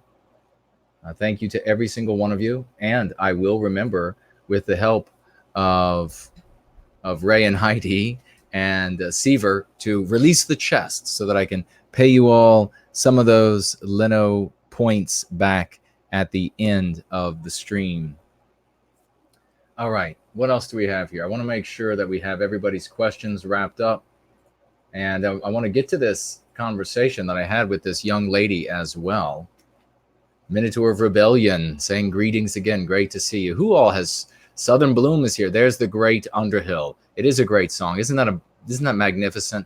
I am going to, I don't know, this coming 2020, I have a number of trips I have to go on. But one of them, of course, has been announced. And that is I will be speaking at the Awakening Conference. And I'll have the poster next time to put up for you all to see on the show in Finland. That's going to be a magnificent affair. Of course, Mark Collette is supposed to be there. And Tomislav Sunik is going to be there. I haven't seen him in a great many years now, maybe 8, or seems like it's got to be at least that long. So we'll have a great time there. I plan on maybe getting a little impassioned at the podium, or at the lectern rather, on the podium. And we'll see. We'll see what ends up happening. Hopefully they won't drag me off. So somebody, the Rooster, asked if I'm flying solo. That was the person who asked if I was solo. Yes, I am. JC Stalling is here. Red Ice Blue Fire. Great to see you. Howard, great to see you. I think I mentioned Katie earlier. Jack is here. Zendrofen, great to see you. Steampunk, Eternalism, wonderful. Bigot Smalls, Diana is here. Great to see you. Yeah, so I am still recovering, trying to recover from whatever's going on. So if you notice a bit of a change in the way that I sound, then mentioning that, I'm supposed to read into a video a magnificent poem. Is she still here? I don't know if I should. Just looking, I thought I saw. Oh, there's Mrs. Horst is here.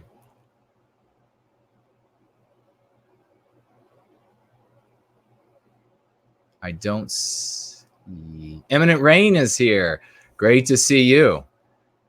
Eminent Rain is putting together right now, ladies and gentlemen, the third of the 10-part album that he's making of Prometheus Rising, where he's telling the story of Prometheus Rising, a story that for now is only available in my book Go Free, but there will be a standalone version, and there'll be some extras included in it, so to make it a little different than what's obtainable in Born Guilty. And he is telling the entire piece in music. So it's magnificent. So far, the first 2 pieces have been off the charts good, and I'm very, very happy. And talk about another rising star. Heidi says, you sound fine. No difference at all. I've been boiling water. Breathing in the steam, it's helping my voice. Sinus allergies, it's helping. Okay, well, maybe I'll have to try that. I'm glad that I don't sound wrecked. So, looks like Snow Shadow might not be here anymore, but she was here earlier. I'm going to be reading one of her just magnificent poems. Syntheside is here. Great to see you. one of her magnificent poems into a video. But I've been holding off. At the beginning of November, I thought, well, let's let this pass, and then I'm going to read it. Well, not quite yet. We're getting there. Okay, let's make sure. Now we have Snow Duchess has super chatted over here on Cash App. Thank you so much, my fair lady. $10. No verbiage, but said a lot to the anti-whites with those $10.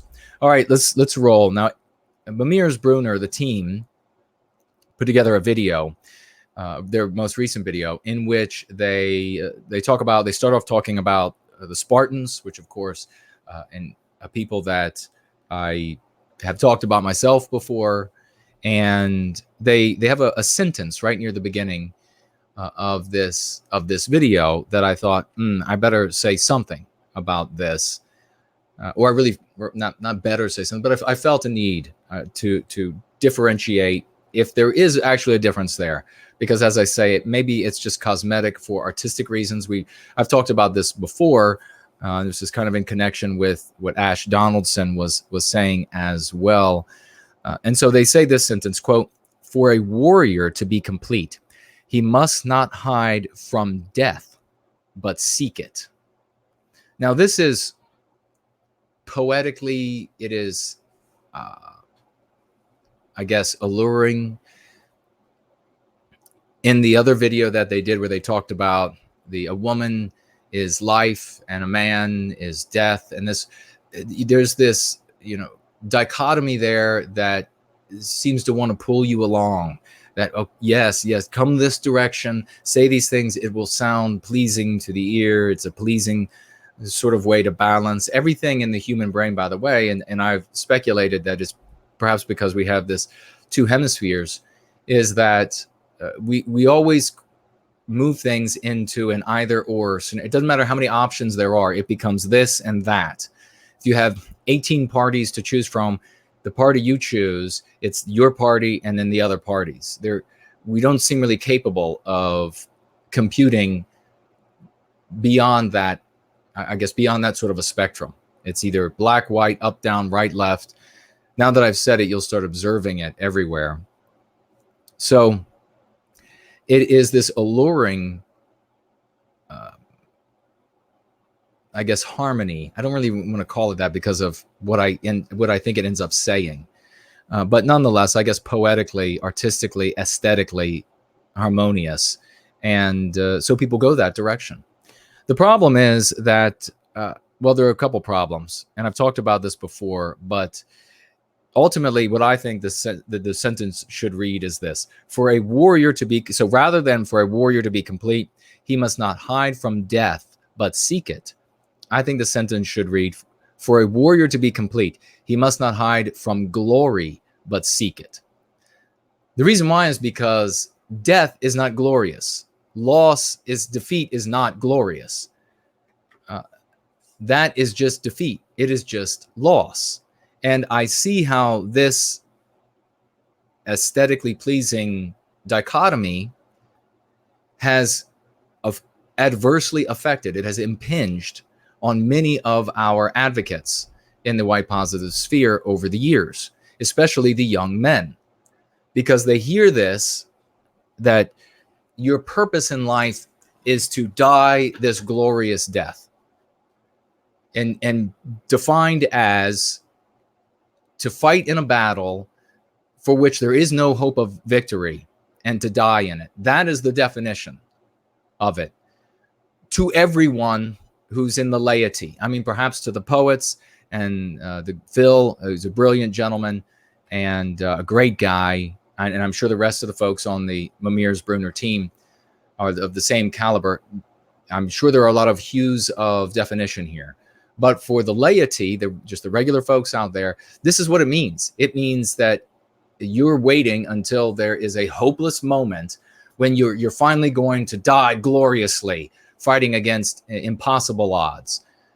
That is not glorious. There's nothing glorious about that.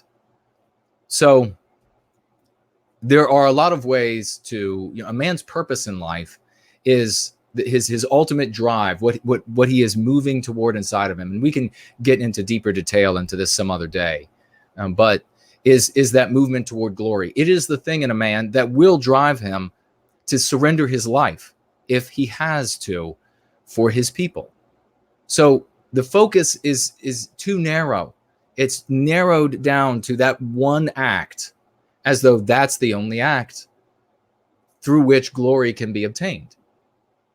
And as I say, perhaps this is just because it is aesthetically harmonious, but it ends up landing on our advocates in a deleterious way, in an injurious way, because they end up in endless training.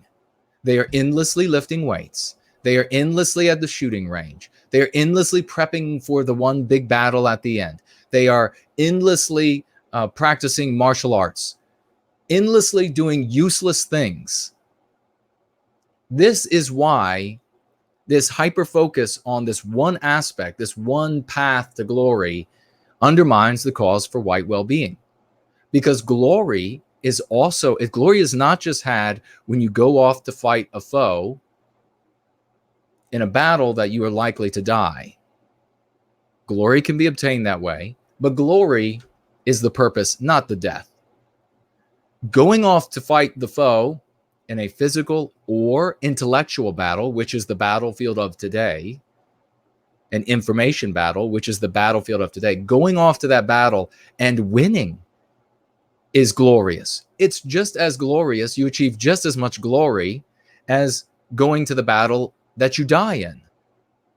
You obtain just as much glory when you intervene when the anti-white adults are talking in front of children and you say, wait a second, you're going to ruin these kids' lives with this anti-white. You are obtaining glory. You are attaining it. You are taking it from those anti-white bastards who want to destroy the lives of those children. If in that moment you decide, and this is what happens all too often, you're going to go work out harder. You're going to go do some more bench press. You're going to go spend another $200 at the range on ammo. You're going to go practice some more jujitsu. You are an idiot. People end up using this hyper focus on the death aspect of it as an excuse to do squat, as an excuse to do not a damn thing. The heroes of today, the people who are attaining glory today, who are doing the equivalent of heading off into a physical battle and dying in that battle for one's people.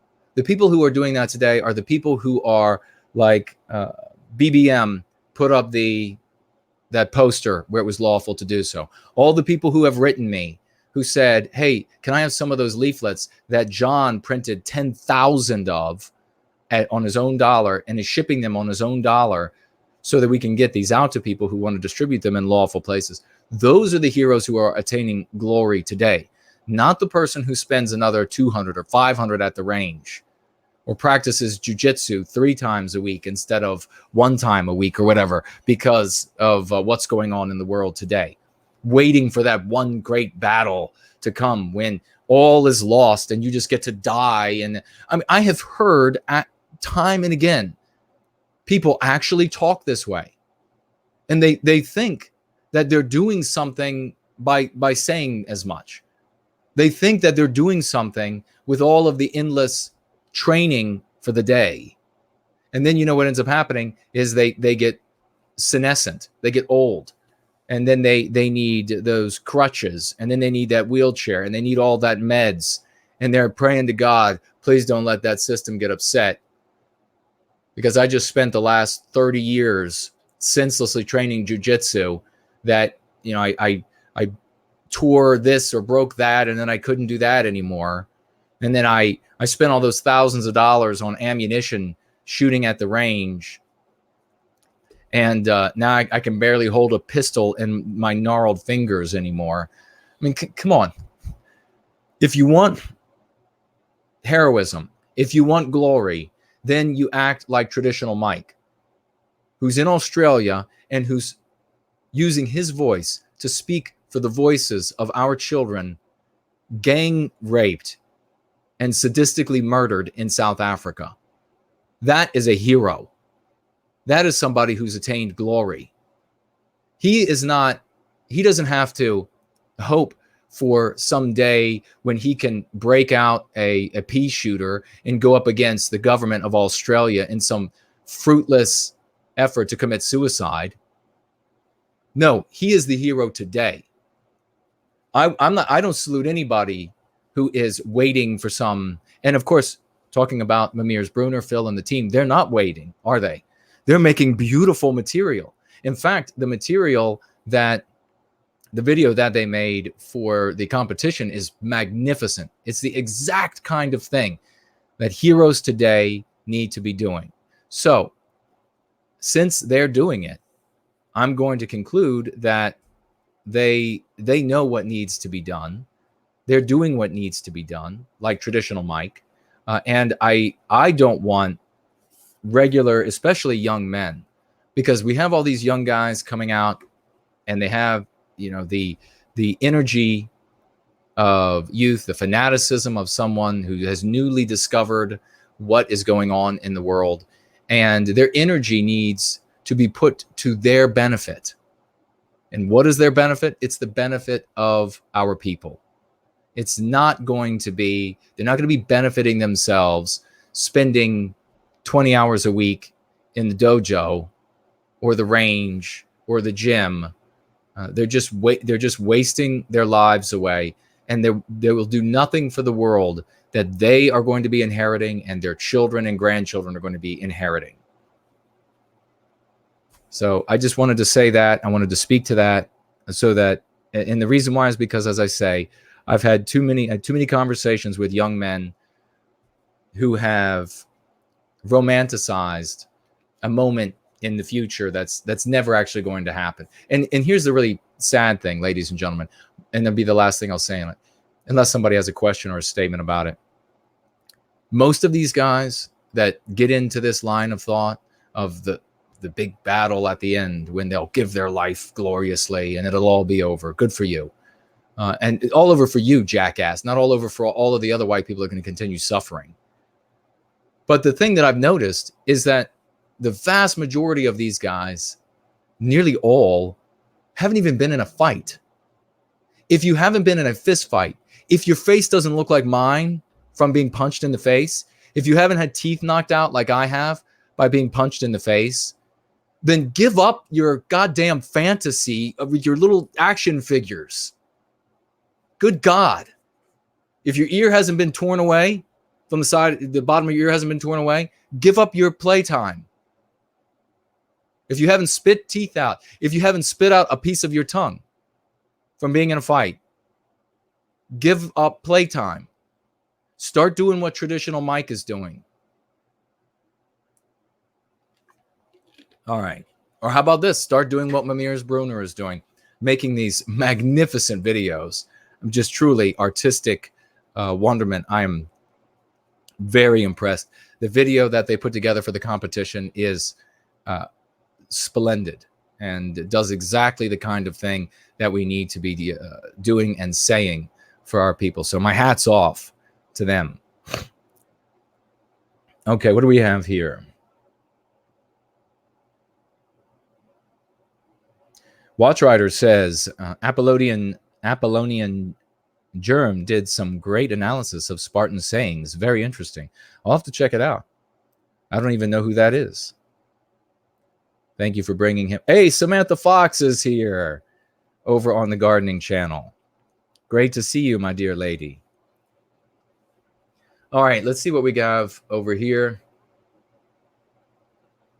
And we'll keep moving along. Justin Lee says it's defeatism. Really well said. Brilliantly said. Brilliantly said, Justin. It is defeatism. When these folks are fantasizing about the great battle. The great battle. Haven't even been slapped. And they're gonna be ready for the battle. Trust me, though. Trust me. When the bullets are flying and body parts are being blown apart, they'll be ready. And by the way, those who get in a ring and fight, without taking anything away from you, you know this truth more than those who are outside the ring, that fighting in a sport is a lot different than fighting in real life. It's totally, you're getting hit, you're getting broken limbs, you're getting hurt, you're hurting others. It's real fighting, but at the same time, it's still a sport, and they break you up. You don't continue to get maimed. There isn't that fear that there isn't a real fight, that if the other person gets the upper hand, you might be done in so many ways that you wish your life had just been ended. That doesn't happen in sport. Yes, you're in you're real breaking real bones. You're really fighting. It really does hurt, but that fear isn't there, that you have to win this, because if you don't, it could be all over for you.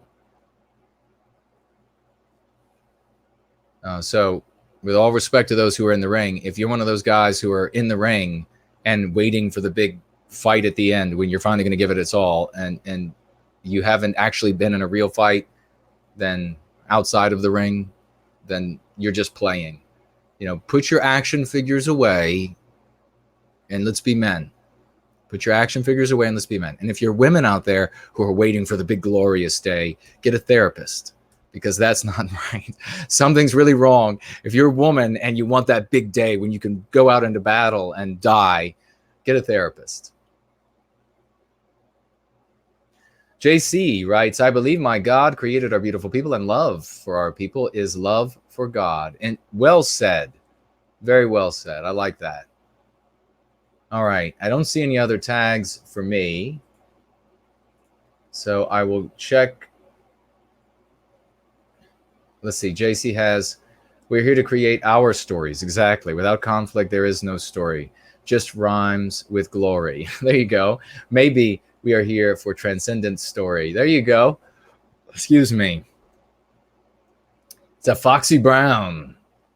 What are the best arguments? Well, it depends on the subject matter.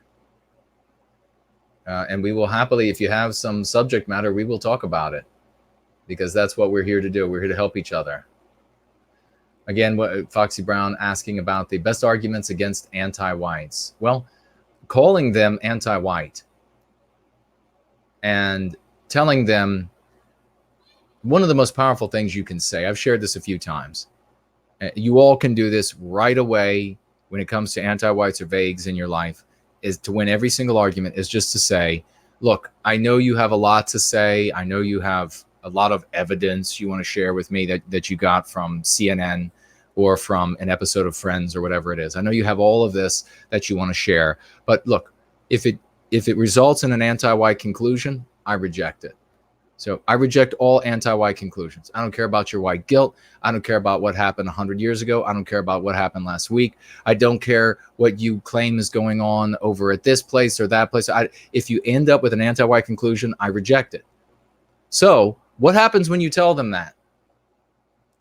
They have to argue for an anti-white conclusion. That makes them no longer the moral good guy in the story. Are you seeing how this works yet? Are you seeing? They have to then see themselves as the bad guy inflicting the harm. And here are the reasons why we have to inflict the harm on you. And you are the moral one saying no harm. You reject the harm. No harm.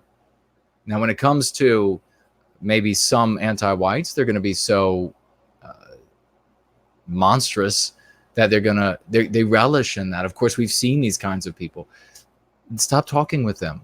This is like sales.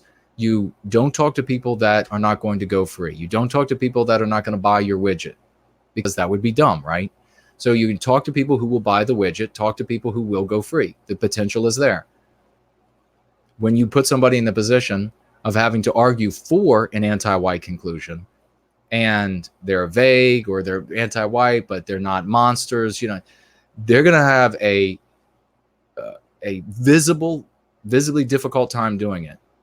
I've seen it more times than I can count. They're going to have a visibly difficult time arguing for an what they want to argue for is what? They want to argue for an equitable conclusion. They say, no, this is equal. No, this is an anti-white conclusion, and I reject the anti-white conclusion.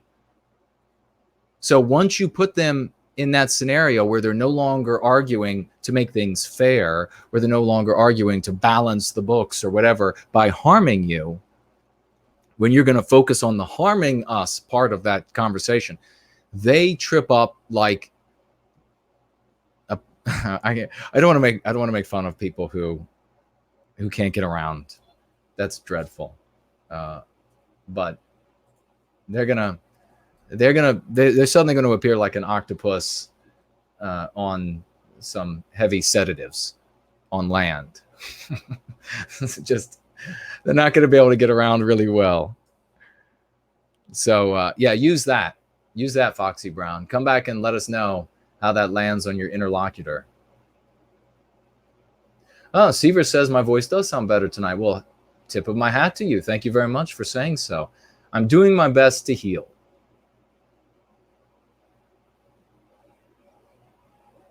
Oh, Heidi had no voice for over a week. My gosh. I'm sorry to hear that. Your kids were probably happy though, weren't they? I know I would have been happy when I was young if my mother had lost her voice. She found it everywhere I hid it. LG says, hope you feel better. Well, thank you, my dear lady. I have no caregiver to watch over me. So big alligator tears for me. Little violin. How about an alligator with alligator tears playing a little violin? Can somebody make that meme? Heidi says her husband was happy. Come on, Ray. All right, let's see what else we have going on here. Get back on track. So like I said, Phil and Mamirs Bruner's video for the competition, watch it. Even if you don't vote in this competition, even if you want no part of it, get over to lastmessagetothewest.com. Is that it? Lastmessagetothewest.com, and watch Mamirs Bruner video because it is superb. And also watch Coconut's video. Damn good. All right. Let's talk about this conversation I had with this young woman, because I have a feeling that you all are interested in this. It's a very telling conversation. Fortunately, it was a conversation that was on direct message. So it's private conversation that we had, direct message. And I'll be able to share the back and forth. And then we can make some predictions. She knows about my work for White Wellbeing. And she's obviously, you all can give your 2 cents. We can psychologize a little bit about this young lady. Let me see, outrageously inoffensive gave me, I can't see the,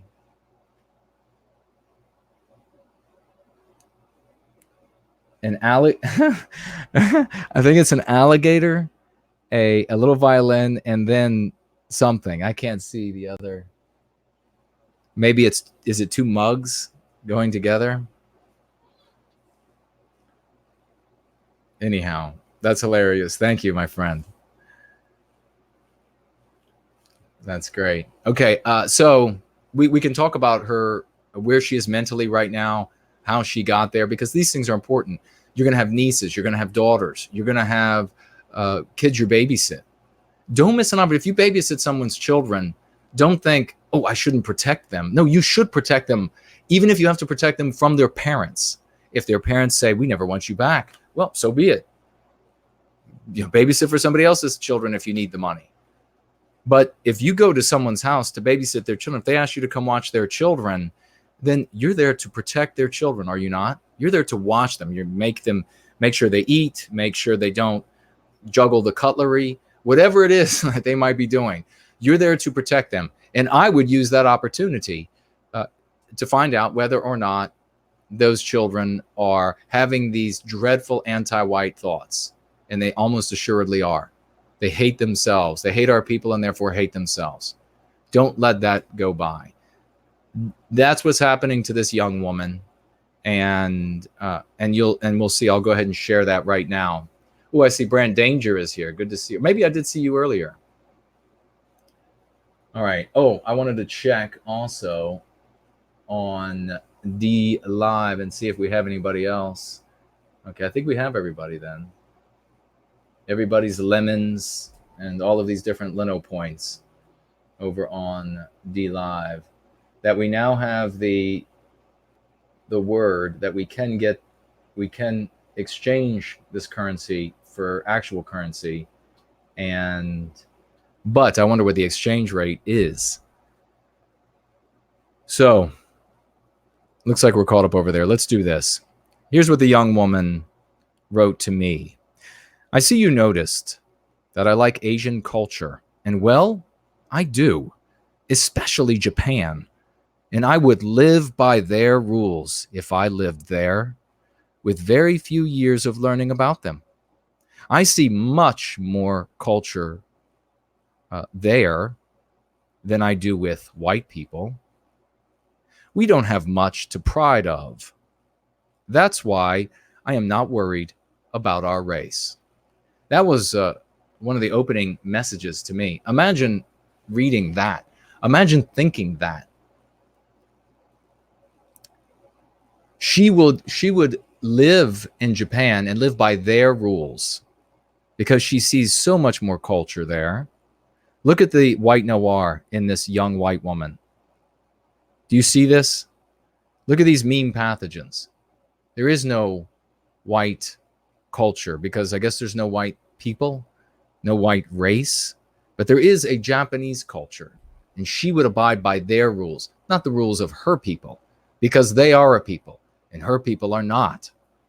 That's why she's not worried about them being white erased where she lives. That broke my heart reading this. It sickened me. It broke my heart. And you should feel the same way.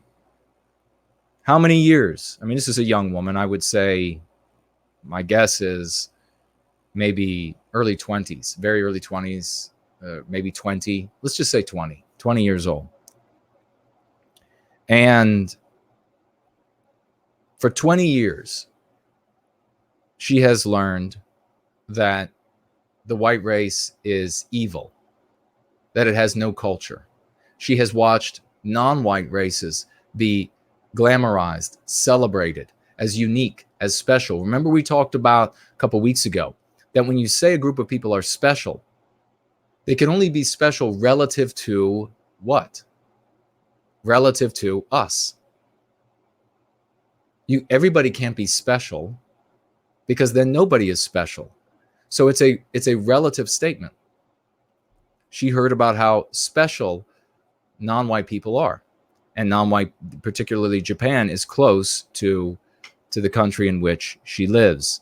And so she has romanticized Japan, doesn't know all of the history of the Japanese, which may or may not be true, when they would go into China on raids and during wartime, and they would slaughter whole villages in China and then rape every single woman in the village. That may or may not be true.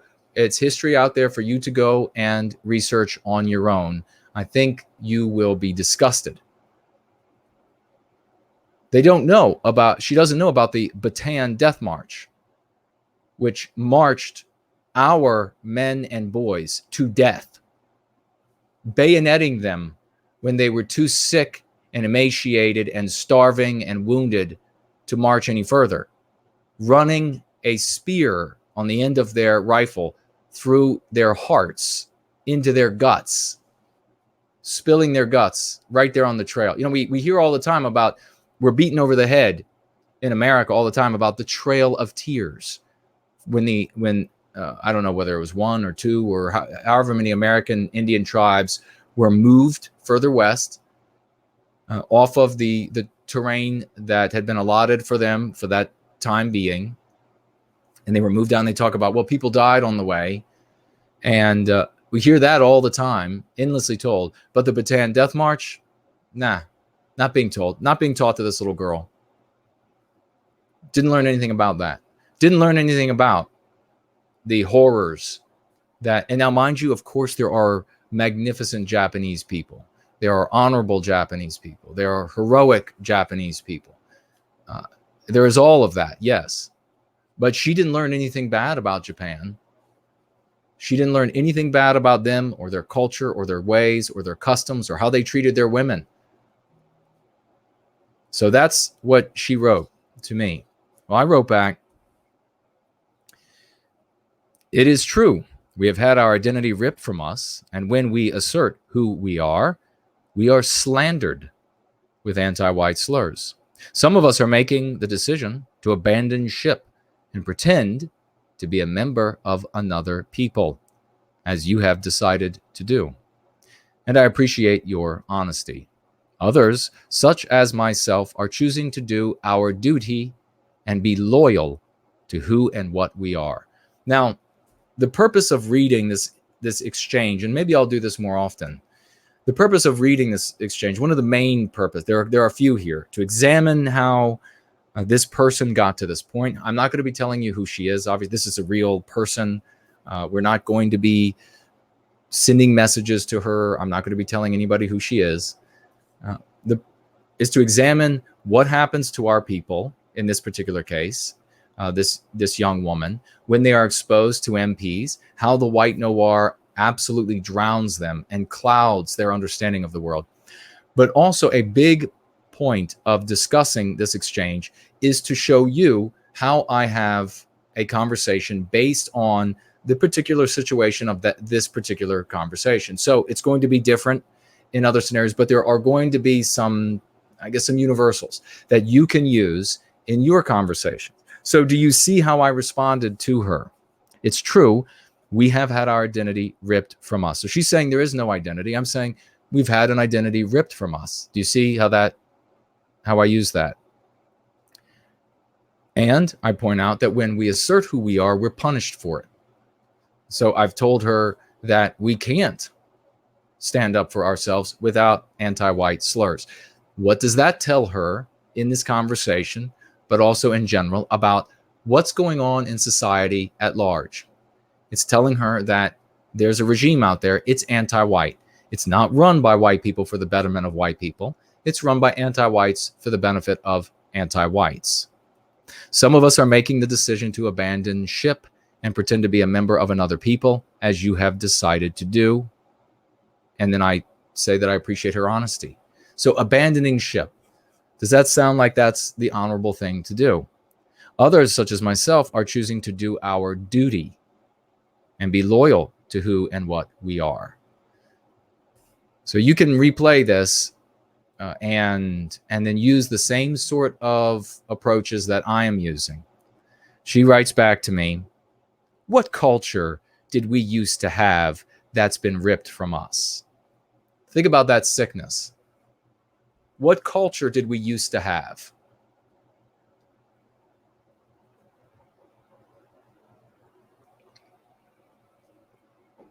Now, is it true that we don't have, I talk to some people in the white positive sphere who say, well, we used to have a culture. No. Stop right there. We have a culture right now. Everything that with my biospirit I project into the world is our culture. Everything that you, white man, everything that you, white woman, with our biospirit that you project into the world is our culture. Our culture is all around us right now. It's everything that we are doing. So we didn't used to have a culture. We have had a culture, we have a culture, and we will have culture in the future. So she says, what culture did we have that's been ripped from us? So I write back to her, don't you think that's sad? I mean, I guess we can pause here and just for a moment say, what do you all think about a person being so surfeited, so filled, so replete, with white noir that they actually say, what culture? That's like saying, what sun in the sky? What bird song in the springtime? What flow of the river as they stand on the banks of the Mississippi? Can you imagine? What canyon as they stand at the foot of the Grand Canyon? That is tantamount to saying, what culture has been ripped from us? What kind of abuse does a child have to endure to say that about a people who has done so much? It would be wrong even to say for a non-white people who has not done as much as Western kind has done. So you could pick any people out there you want. I'm not going to pick a particular group of people. But could you imagine a non-white child, young adult, having been so abused that they have not a clue of any culture of their own? No, this is the blackest child abuse in world history. And this is, I set up for myself in 7th grade 2 things that I dedicated my life to. That is, number 1, freeing our people of anti-whiteism, because I knew if I could help in whatever way that was possible, if I could help free Western kind of anti-whiteism, I would release the great Western spirit within us. And I knew that that spirit was capable of a hell of a lot more than I'm ever capable of. So I figured that's the fulcrum. That's where I have to focus, release that spirit. And then we'll have the Charles Lindberghs, we'll have the Edisons, we'll have the Fords, we'll have all of these white people that will come out, Westmen, who will come out with genius, with money, with contacts, with everything, and we'll make it happen. That's what I thought. And the second thing I thought about, because I was focused very, very much at that age on a younger brother that came into this world very ill, and we thought was not going to survive. And by his own will, he lived and has been a great success in life. God bless him.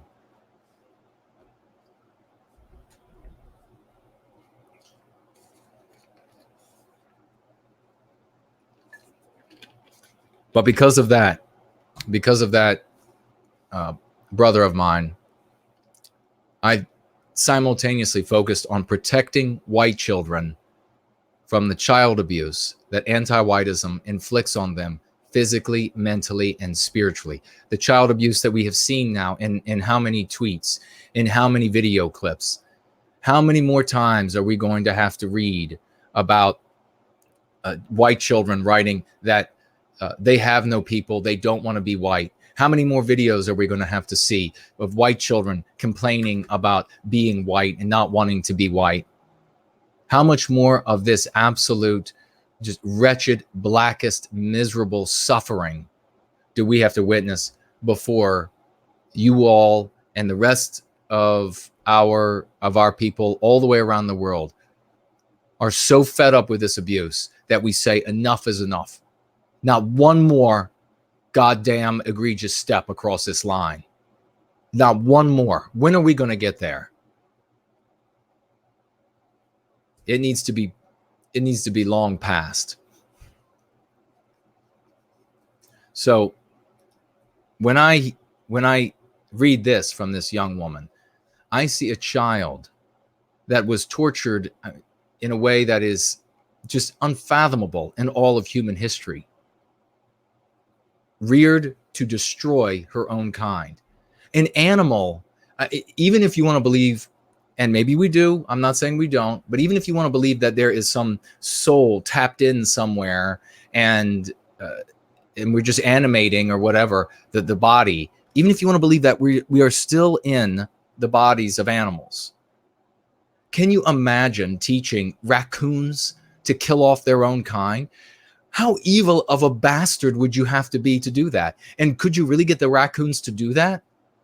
Could you really get the raccoons to not reproduce and to kill every other raccoon it came across? I mean, that is so monstrous, it cannot be put into words. It is ineffably monstrous. And that's what they did, the anti-whites did to this young girl. So I wrote back to her, do you think that is sad? Don't you think that is sad? You don't even know.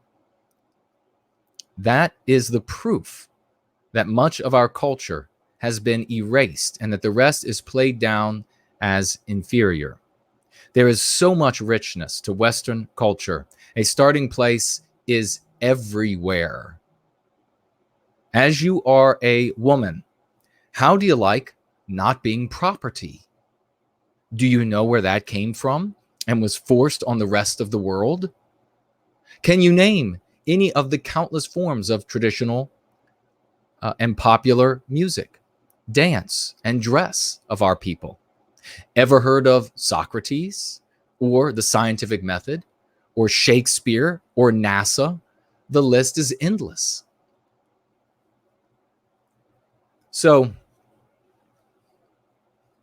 looking back from the Grand Canyon at someone saying, "What canyon?" is a daunting response to have to make. I understand. I've had many people say to me, "What do you say when somebody says there's no white culture, or what is white culture?" You can just say it is the myriad norms that we take for granted all around us. It is the numerous and varied norms that we take for granted that are all around us. That's an easy way to handle it. Everything that's around us that is clearly not African, everything that is clearly not Asian, everything that's clearly not Jewish, it is all of those myriad norms that you take for granted in your families that have been passed down from generation to generation. You don't have Asiatic culture passed down in your white family. You don't have African culture passed down in your white family. She wrote back to me, "Ha, ha, ha." Sounds like a snarky little twit, doesn't it? And she writes, "Ha, ha, ha. Honestly, though, I think our society didn't change because of multiculturalism. Multiracialism is what she means. But the fact we are always changing in our own ways of Western culture. Now watch here what she notes. In each decade of each generation has been gradual changes of what was big at the time, of how we dressed, what music trended, etc. But it's funny you bring up companies or individuals as a cultural part of us. I wouldn't categorize that as culture, but it was part of what we idolized as a society. You remember all those groupies following around Socrates? Yeah, that's maybe doesn't know who Socrates was. All those fainting girls, every time Socrates landed in his Learjet, they would all just scream and faint, "Socrates!" She further writes, "It's not something we have to carry on, but it is something people like to learn the history of." So, of course, she sets up a straw man and then knocks it down. I didn't make that argument whatsoever. Typical of anti-whites. When an anti-white sets up a straw man and says, "Oh, no, that's not what you're saying. What you're saying is over here," and I just push that right over. Don't let them do that. Do not let them do that. Don't head down their path. You just bring it right back to reality. They want you to go down that path. They want you to pick up that straw man like the conservatives do, like the abstractionists do of various stripes, Sargon and the rest. They want you to pick up that straw man and then start defending it as though that was your argument. Don't do that. But she talks here about the changes. Isn't that interesting? She's noticed the changes. Yes, there's been quite a few changes, even in her short life. And looking back over the couple decades before, which is probably, regrettably, for her as far back as she can look. So I have a response for her here. And this is the end of our discussion, private discussion online. And I imagine will be the end. I don't know that she'll respond. She'll probably see this and write back and say, "Well, you're just a fill in the anti-white slur." And that'll be fine, because I will have educated a great number of people about anti-whites and anti-whiteism and the effects on our children. And this is what ends up happening. So I'm fine with her continuing. I mean, if she wants to heal, then God bless her. I write back and I write, "You say that it is funny that I cite, quote, companies and individuals, close quote, as, quote, a cultural part of us, close quote, because you wouldn't categorize those things as culture. I guess you missed where I wrote about countless forms of traditional and popular music, dance, and dress. To that, I can add all of the different cuisines, games, holidays of Western kind. The only organizational entity I cited was NASA, an example of the scientific method, our creation, and the pursuit of empirical data over mysticism, again, ours. You say you don't. And by the way, just let me pause there for a second. Spacefaring technology, being able to go to the moon, being able to launch satellites in space, that is culture. That is our culture. Culture is not dancing around a fire naked. How has this is another thing the anti-whites have done to our people, is they've convinced them that culture is some weird, disgusting meal that is cooked up on a bonfire by people wearing grass for clothing.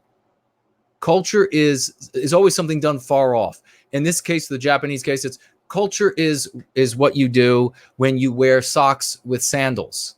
That is culture, but putting a spacecraft into space, that's not culture. Figuring out the scientific method so that we don't keep, worshiping stones and all of this sort of business, that's not culture. Come on, worshiping stones is culture. Developing the scientific method, not culture. I mean, it's idiocy. So I go on here. You say you don't consider the personification of our culture in the form of those who shaped our culture, such as Socrates. Why not? Is culture not created by people? Of course it is. You say as much in the other part of your response when you write about how we were changing from decade to decade. And yes, ever since our institutions became dominated by those who want to destroy the West, we have become increasingly degenerate and so vacuous that white people like yourself can say something as inane as white people have no culture. This is the coup de grace, ladies and gentlemen. I write here, that should be something for you to think about. Know this. There is no Japanese girl betraying her people like you are yours. That is the death blow. She will have come away from reading that disgusted. There is no Japan. Now, remember, she idolizes Japanese culture. She would obey their ways. There is no Japanese girl. There is no Japanese girl who is betraying her people like you are yours. So I have taken what she has idolized and I have said, not only has she fallen short of it, but she has fallen short of it as a traitor to her own people. Something that the idealized people of the Japanese culture for this young woman would never do. You can take what I have done in this conversation with this young woman, go back and listen to this as many times as you have to pull out whatever will be useful for you, whatever will be powerful for you, and use it. And then come back and let us know about the success that you have. There is no doubt here. I don't have to assert a victory over this blinkered young woman who probably would have been a wonderful woman. She probably would have grown up to be very intelligent. She may still go free. Who knows? But she may have been the mother of I know it's cliche, but she may have ended up, if she had not been so infected with anti-whiteism, she may have been the mother of the person who cures cancer. And that, of course, the cliche is to say that she may have had a major role for all of us and for all the generations to come. But now we won't know because she's been so infected with MPs that she is undoubtedly going to go and white erase herself. Unless by some miracle of chance, she is going to go white erase herself by doing what? You all know what she's going to do. She hates our people. She thinks we don't exist. We have nothing of any value. She doesn't want to be a part of Western kind. She's going to go find an Asian mate, and she's going to produce Asian babies, and she'll be gone. That's what's going to happen. How did she get there? Because she was given a choice? Because she was told about the glories of the West, of the great achievements of our people.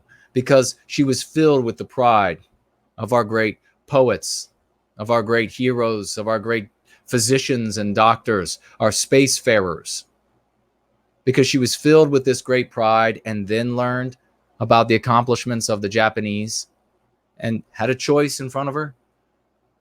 What people do I want to belong to? Did she have that choice? She wasn't given a choice.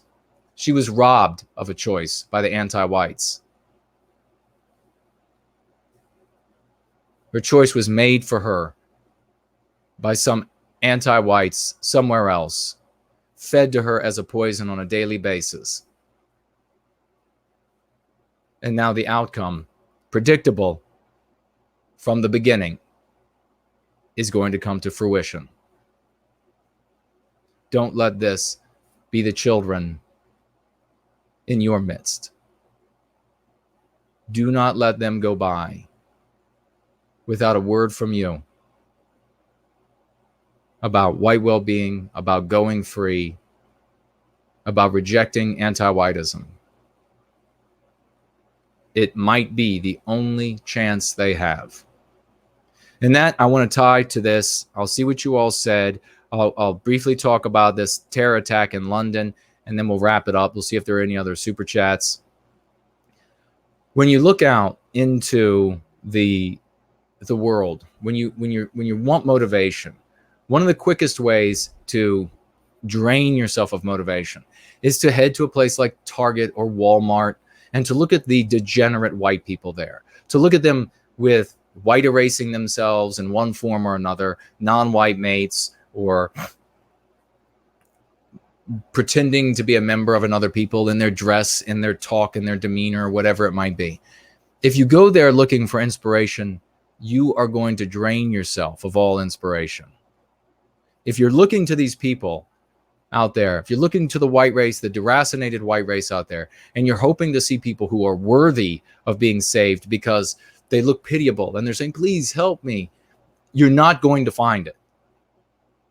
In fact, you're going to be disgusted with them. Now, if you are mature enough, you'll see them as victims of what the anti-whites have done to them, and that can be motivating. But without having to take that extra step, there's no need. When you go out into public, when you go to the Walmart or to the wherever all of these different stores, and where you see a lot of people who are particularly maybe unhealthy in many ways, don't look at the adults who have their own volition and who are in control of their destinies now. Look to the little babies being dragged along behind them. Look to the children in the strollers. Look to these white babies.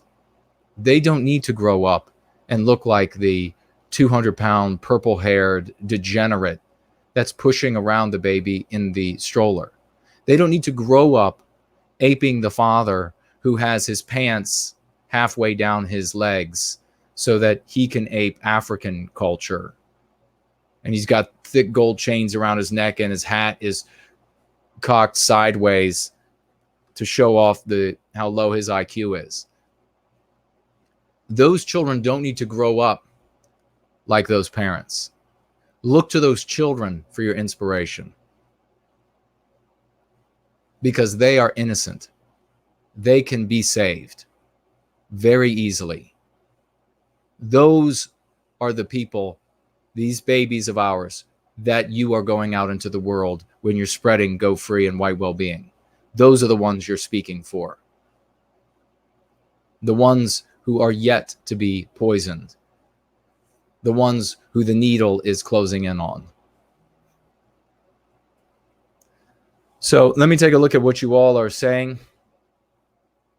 And then we'll talk about this terror attack in London. And we'll see, has anybody else? Okay, I think D Live is either frozen or for me or okay, I refreshed it, but I don't know if I missed anybody's great. Let's see if I can look back here and see. Oh, I got a diamond from Roy Danton over there. So a diamond's worth of lino. Thank you very much, my good friend. Roy showing up in multiple places at the same time. All right, I think we have... Yes, okay, we're good there. And then we'll check over here, and we'll check... JT says, "Hail, Jason Kuna." Well, thank you, my good friend. Great member of our community there.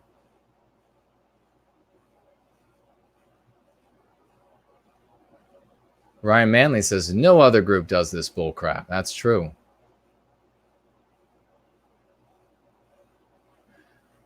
Gandalf says, "What do you think of the meme that our leadership cast must be EASJ?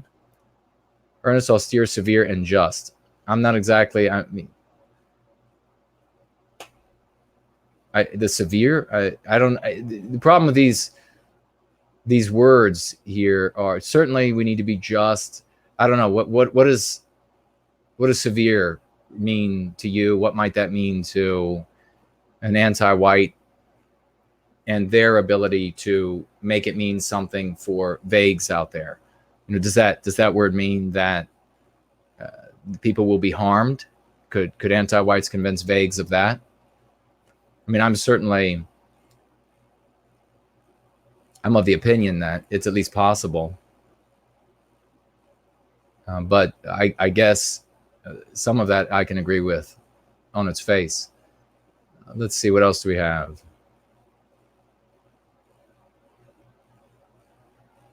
Susie Penguin saying bravo to something I said. Thank you so much, dear lady.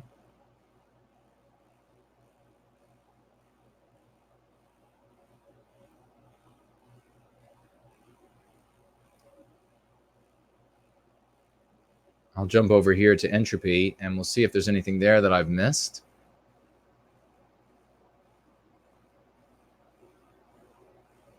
Oh, Edgar Allan Poe. Actually, something...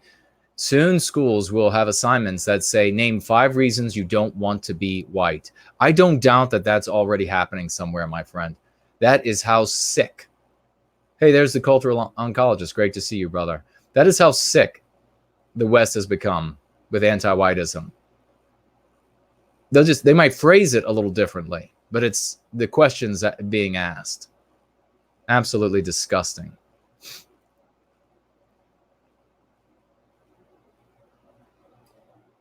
Ah, I see. So Gandalf says, "I appreciate you letting me beta test that meme. I'm going to take your thoughts and keep them in mind." Yes, indeed. Please do. Keep in mind when you're creating something for our people, it's not how it's going to... You're not going to be able to find something that is going to move an anti-white, but you don't want to provide something to the anti-whites that they can use to misrepresent us to the vagues. That's what they're looking for. The anti-whites, they're absolutely degenerate pieces of waste. They will... It doesn't matter how much they're being paid. It doesn't matter how nice their suit or dress, and they're on the television looking so important and etc. None of that matters. They are absolute degenerate scum. And they will know what you mean. Like, I was considering at one point using a title for a video that was...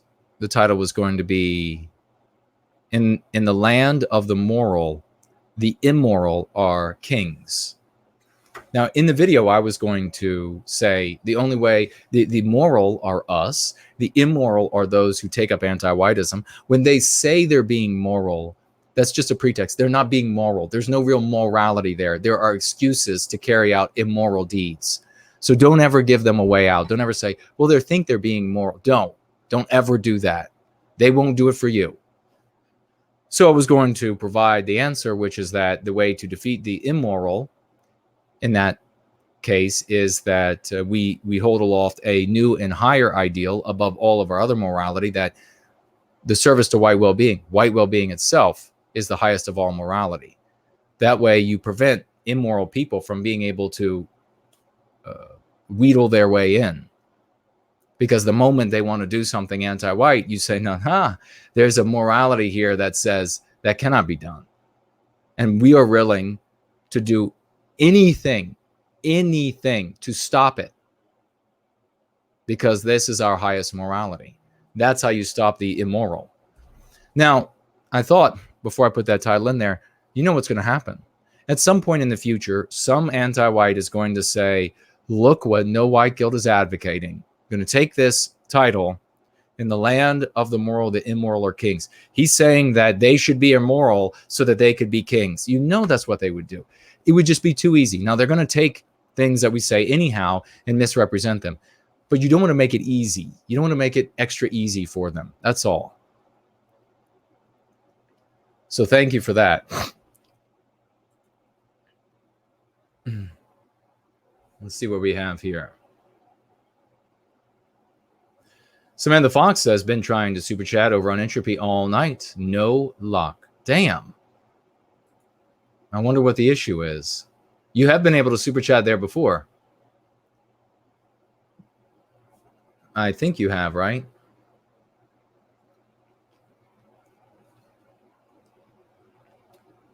Let's see what else. Underhill says, very good finish in that exchange. Thank you, good sir. Thank you very much.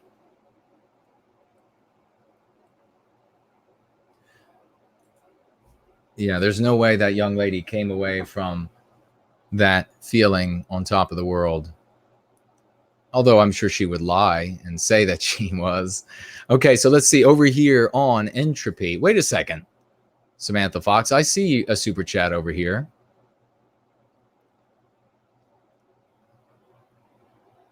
We also have Katie super chatting $2 on YouTube. Shop with our community and creators for Xmas, for Christmas. Thank you so much, Katie. Yes, do that, ladies and gentlemen. Let's buy from each other as much as we possibly can. Roy Danton super chatting over here, $10. The great Roy Danton. I'm actually a bit scared of what lies ahead of me, but I just purchased some new outdoor and hiking clothes, so the bad weather cannot serve as an excuse for not spending time outside anymore. Good thinking, good brother. That is exactly what you should be doing. You want to stay. If you've gotten into this regime where you're a regimen where you're going out, you're working out, it's outdoors, you like the path, get the proper gear so that you can continue being out in the environment. So, and let us know how it's going for you out there. The Outlaw, $5 over here on Entropy. I'm very hopeful that the right circumstances will arise and awaken our people. We are making it happen. Now we can't just, I know that you're not saying this, and that is just wait and hope that something happens and then we'll be able to change things, because we need to be actively working. Two things are happening. We are actively working to change the context we're in, because we're not going to wait for circumstance, which it will eventually come. The event horizon, the anti-white event horizon will come. But we are actively moving the circumstance, the context. And we are, by doing so, doing a second thing that is vitally important, and that is growing our numbers, reaching as many people as possible with this curative contagion, because know that nothing is going to happen. No good will happen. If suddenly the government fell apart tomorrow, if suddenly the event horizon happened tomorrow, we're finished. If suddenly an asteroid hits planet Earth and totally changes the context, we're finished. There's not suddenly going to be a grand white revolution, because there isn't an ideology. There isn't a reason to live. There isn't a fixed pole for us to rally around, a gravitational center for us to be drawn to. That is what we're making. That is the exact thing we're doing. If we don't make it, it won't happen. So all of these people who are out there, this isn't you, Outlaw, but there are a lot of people out there that are saying, well, if only something would shake things up, then we can take. No, that's not going to happen. There's no means by, you're just as likely or more likely to have a tank roll up the street with an American flag, a stars and stripes waving on the top of it, with a white guy with chewing tobacco in his mouth, a civ nat, and then two non-white guys sitting on top of it. And they don't give a damn for your care about white well-being. In fact, the fact that you don't want to give your daughter up for the new America that they're going to build just means that you're a problem and they're going to have to take you out of the equation. Because in a violent environment, a more jungle-like environment, there aren't going to be any rights accorded. I mean, there are hardly rights accorded now, but there aren't going to be any rights accorded then, rest assured. So we need to be building this gravitational center. It's kind of a ambivalent thing, I think, in that we need to push the context by building the community in all the ways that a community needs to be built. We need to push that context, but at the same time, we need to get enough people so that when the context shift happens, whether it is of our own volition or nature or something with another country or countries or the anti-white event horizon, that we are ready to take control of our destiny. And if going free and the lexicon and the dialectics are in place, they've reached enough people, the flags that will go up around the world will be centered on that gravitational center. They'll be planted on that gravitational center. That is where it needs to be. If it doesn't start out with the purpose of serving white well-being, then it's going to end up white erasing us. Samantha Fox, super chatting over here, $3. Thank you, my dear lady, saying she can't super chat, but it came through. And writing, yes, Narwhal man was Polish, but Poles are white. This is the point. Not that he was an immigrant. It's ironic that in a majority non-white city, it took 3 white men to jump in to help. Well, we'll talk about that in Narwhal. I'm sorry.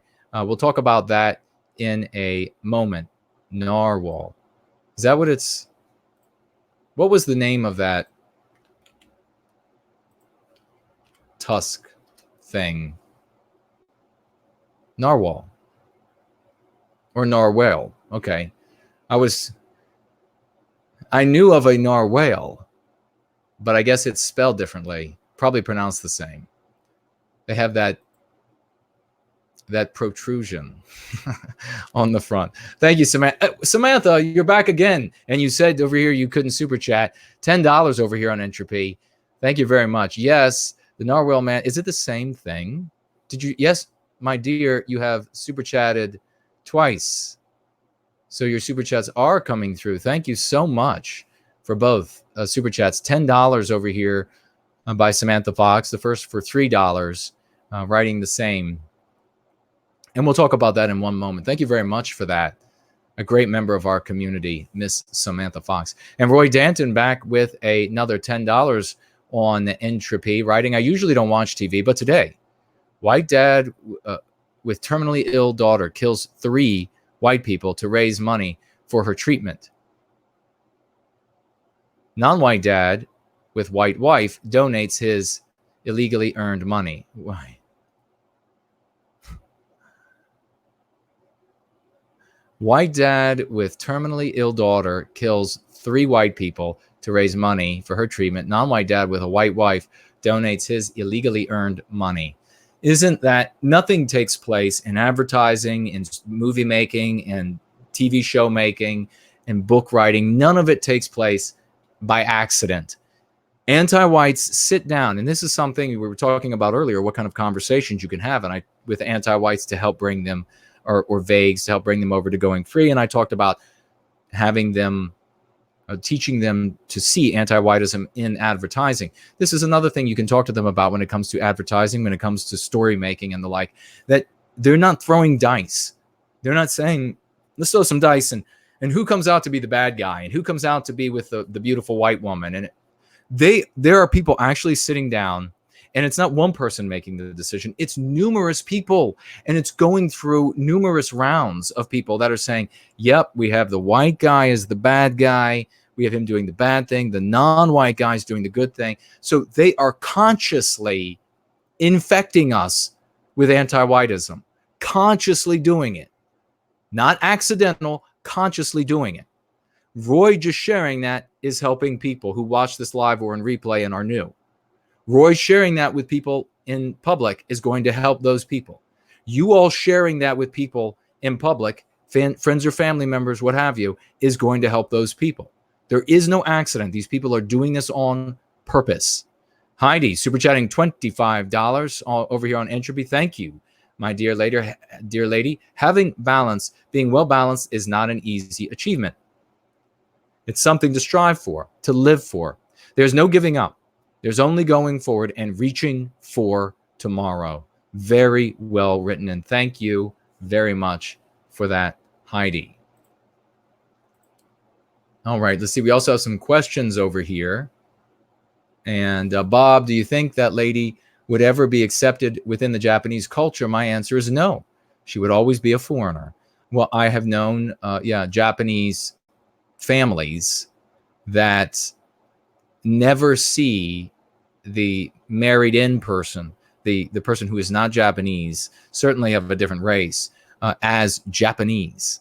They're never seen that way. So they're never seen as one of us. Now, to say that it never would happen is not the case. I can't speak for every single Japanese family out there. There may well be some of them that I'm sure there are. But the ones that I've known, certainly the traditional ones, no.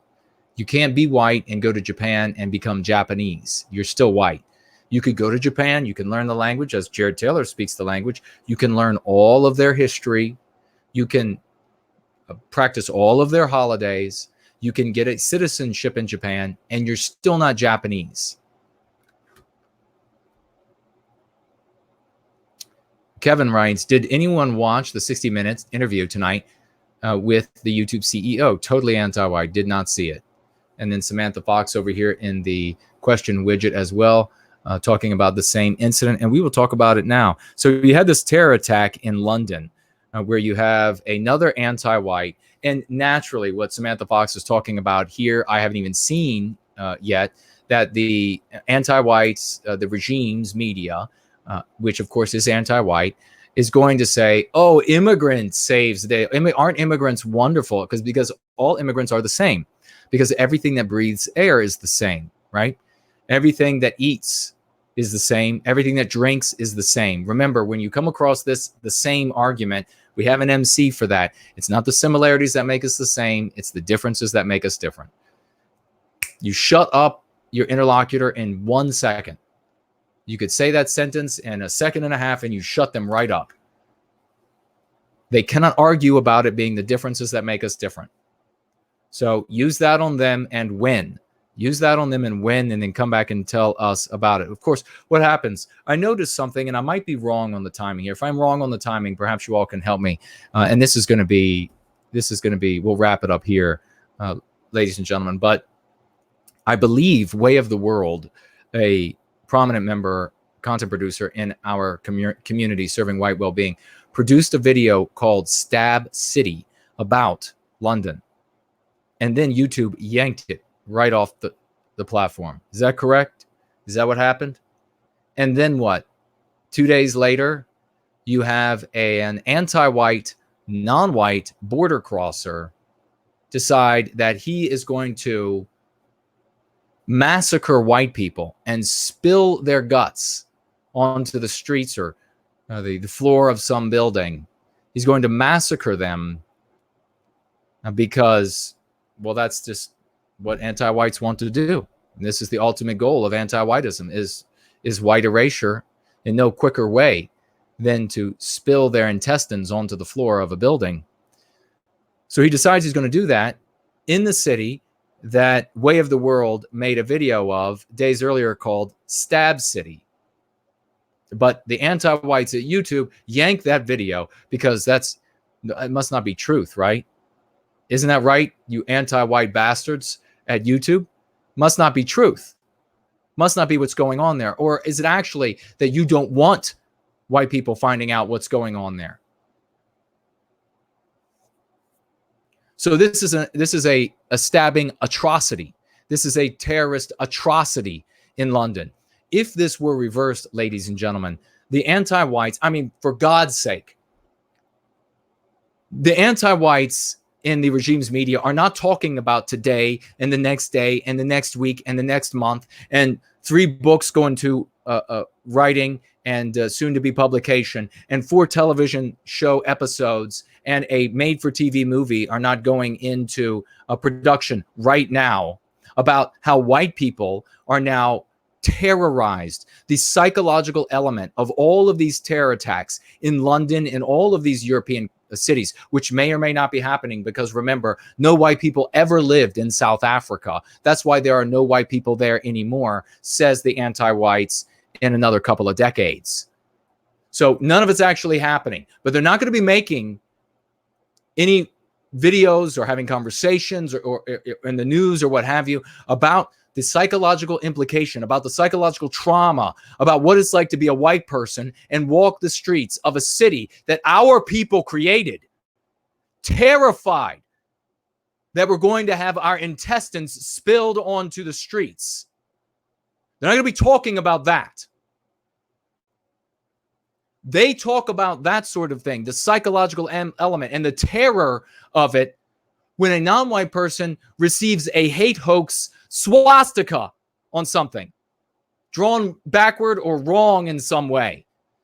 And they go on and on, day after day, week after week, about how traumatized these people are, psychologically just ripped to shreds because they have nothing tangible to grab at and say, well, look at where they're discriminated against. You can look over here at this business. They don't even hire anybody of this race or that race or this race, so you can see how much they're disadvantaged. No, they have to talk about their feelings, how much they hurt over the hate hoax that they just experienced. But they're not going to talk about the very real stabbings and murders that are taking place, that are being perpetuated day after day.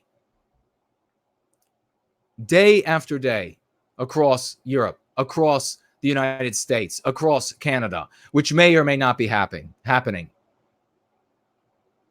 Perpetrated by these anti-whites who want nothing more than white erasure by the quickest means they have at their disposal. So yeah, who took this guy on? 3 white men. You know, the anti-whites, just, I really have to say this too, because it infuriates me. My voice doesn't want to be infuriated, but it infuriates me that we have these terrorist atrocities happening virtually daily somewhere in the West. May or may not be happening according to the anti-whites. And yet the anti-white regime can't stop talking about Charlottesville. They cannot stop talking about a single death in Charlottesville. God bless her family. Heart goes out to the family. And the mother, you know, the mother said on video how she died, a heart attack, and my heart goes out. My sympathy goes out. My condolences go out to that family who lost their daughter to, according to her mother, a heart attack that day, even though it may or may not be true. Her mother might be lying. But, you know, I don't know. Leave it up to YouTube to figure it out. But a person died that day, and you have deaths happening daily, may or may not be true, across the West, and the anti-whites mute. Of course, mute. Of course, they're silent on it. They're silent on it because they don't want the masses of our people to know the ramifications. They don't want us to know what a world looks like when it's anti-white, what the streets look like in your town when it's anti-white.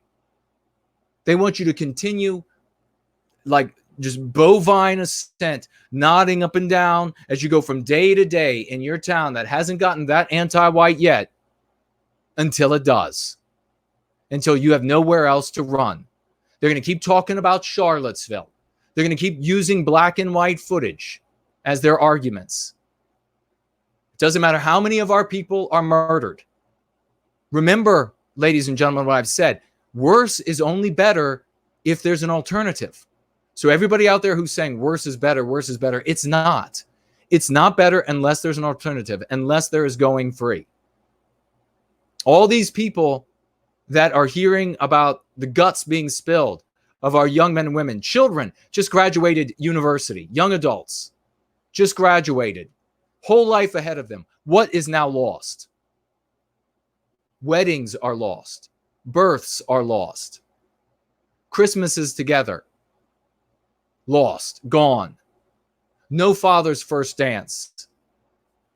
No mother's dance with her son. No happy white children looking up into the eyes of their parents and grandparents, raising up the banner of our pride and history. No, because their blood and guts are left on the streets of London because of anti-whites.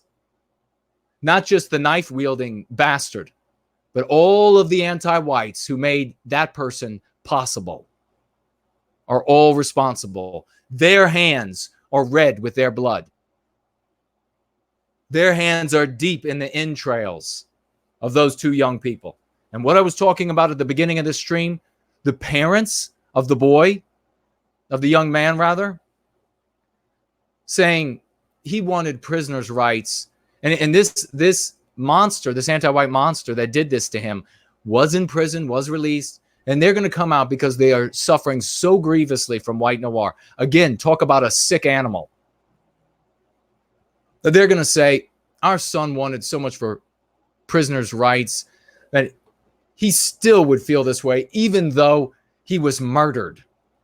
He would still feel this way, even though he saw that crazed look in that anti-white monster's eyes as he rushed him with that gleaming blade.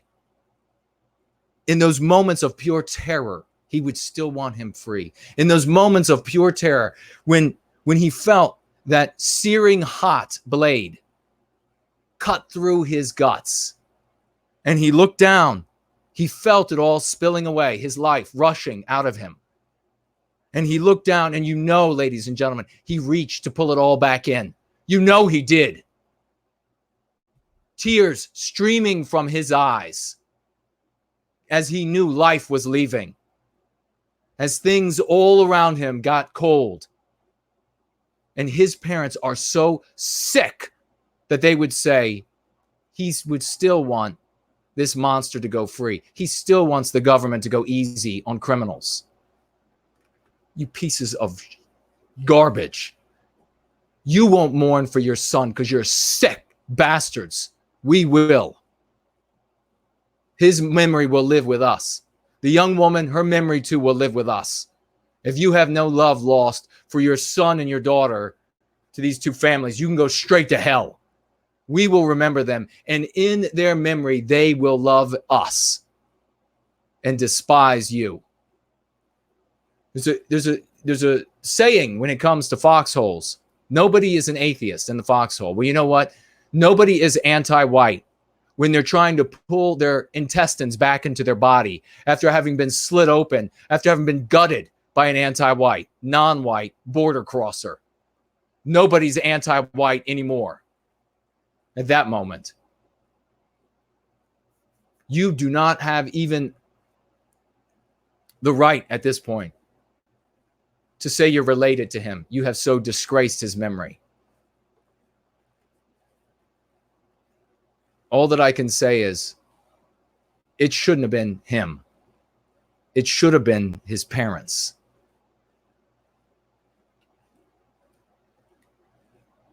So what do I have to say, though, about the folks who came to the... They're not... It's not about the Polish guy is white. So it's the heroism of our white men that have it left in them. I was talking about this a little earlier today. The heroism of our white men that have it left inside of them, that haven't been so emasculated, demasculated by anti-whiteism, that they'll just sit idly by and watch that sort of a thing happen. This guy, the two English guys that still had manhood left in them, and a Polish guy. But all that matters, ladies and gentlemen, neither of the titles, English or Polish, matter. All that matters is that they were Westmen. That's what matters. They were heroes of Western kind. This guy, originally from Poland, grabbed this narwhal tusk, and maybe we need to have a new meaning for shish kebab. Maybe that needs to be. Maybe this needs to be the new meaning for shish kebab when you're going to have one of these border crossers come from the locale of the shish kebab and they want to terrorize our people. Maybe they all need a little narwhal tusk treatment.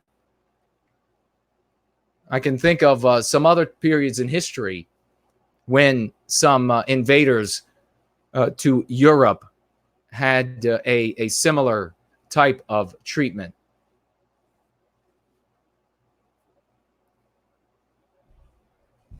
But if you all have any thoughts on this, use this, share it with me. Use this, another terrorist attack by anti-whites, to talk about the anti-whites, not just that one in the street. Do not fall for that trap, because the anti-whites are their argument that they use over and over. It's just, it is so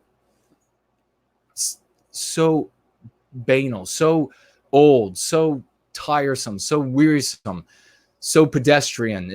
It's not all X. It was the Naxalt argument, which of course is a fallacy. If they want to use this argument that not all X are like that, then you say, okay, well then your son, your daughter, your wife, your husband, not mine. Just make sure it's yours, and then watch how unnerved they get. Oh, no. What's wrong with you? Are you sick? No, as long as it's somebody else's loved one, then it's okay. Don't talk about the one guy out in the street, unless you're talking about the anti-whites that are making this happen. The ones who have their hands deep in the entrails, who sit in the halls of government, who count money in the banking houses. If you're not talking about those anti-whites, there's no use in talking about that anti-white in the street, because he wouldn't even be here.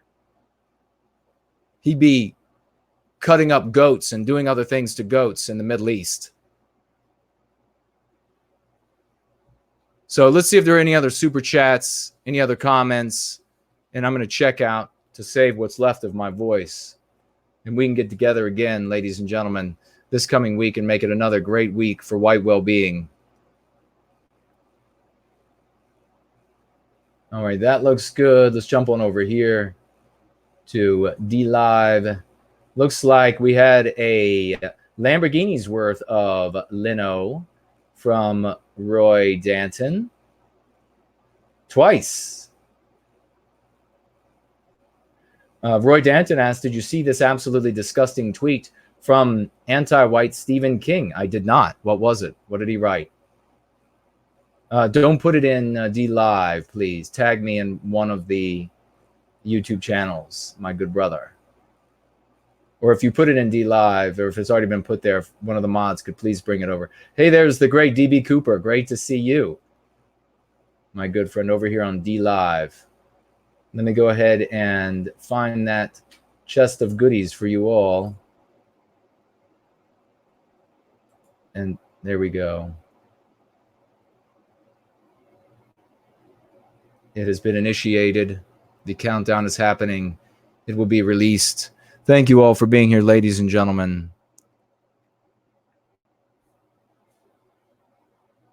Roy's saying over here, and this was just weekly Sunday night crime movie on German TV. However, I've seen worse before. The white male cop was the hero. I immediately saw the anti-whiteism in it. Thank you, brother. Thank you for sharing that. You can use that all the time.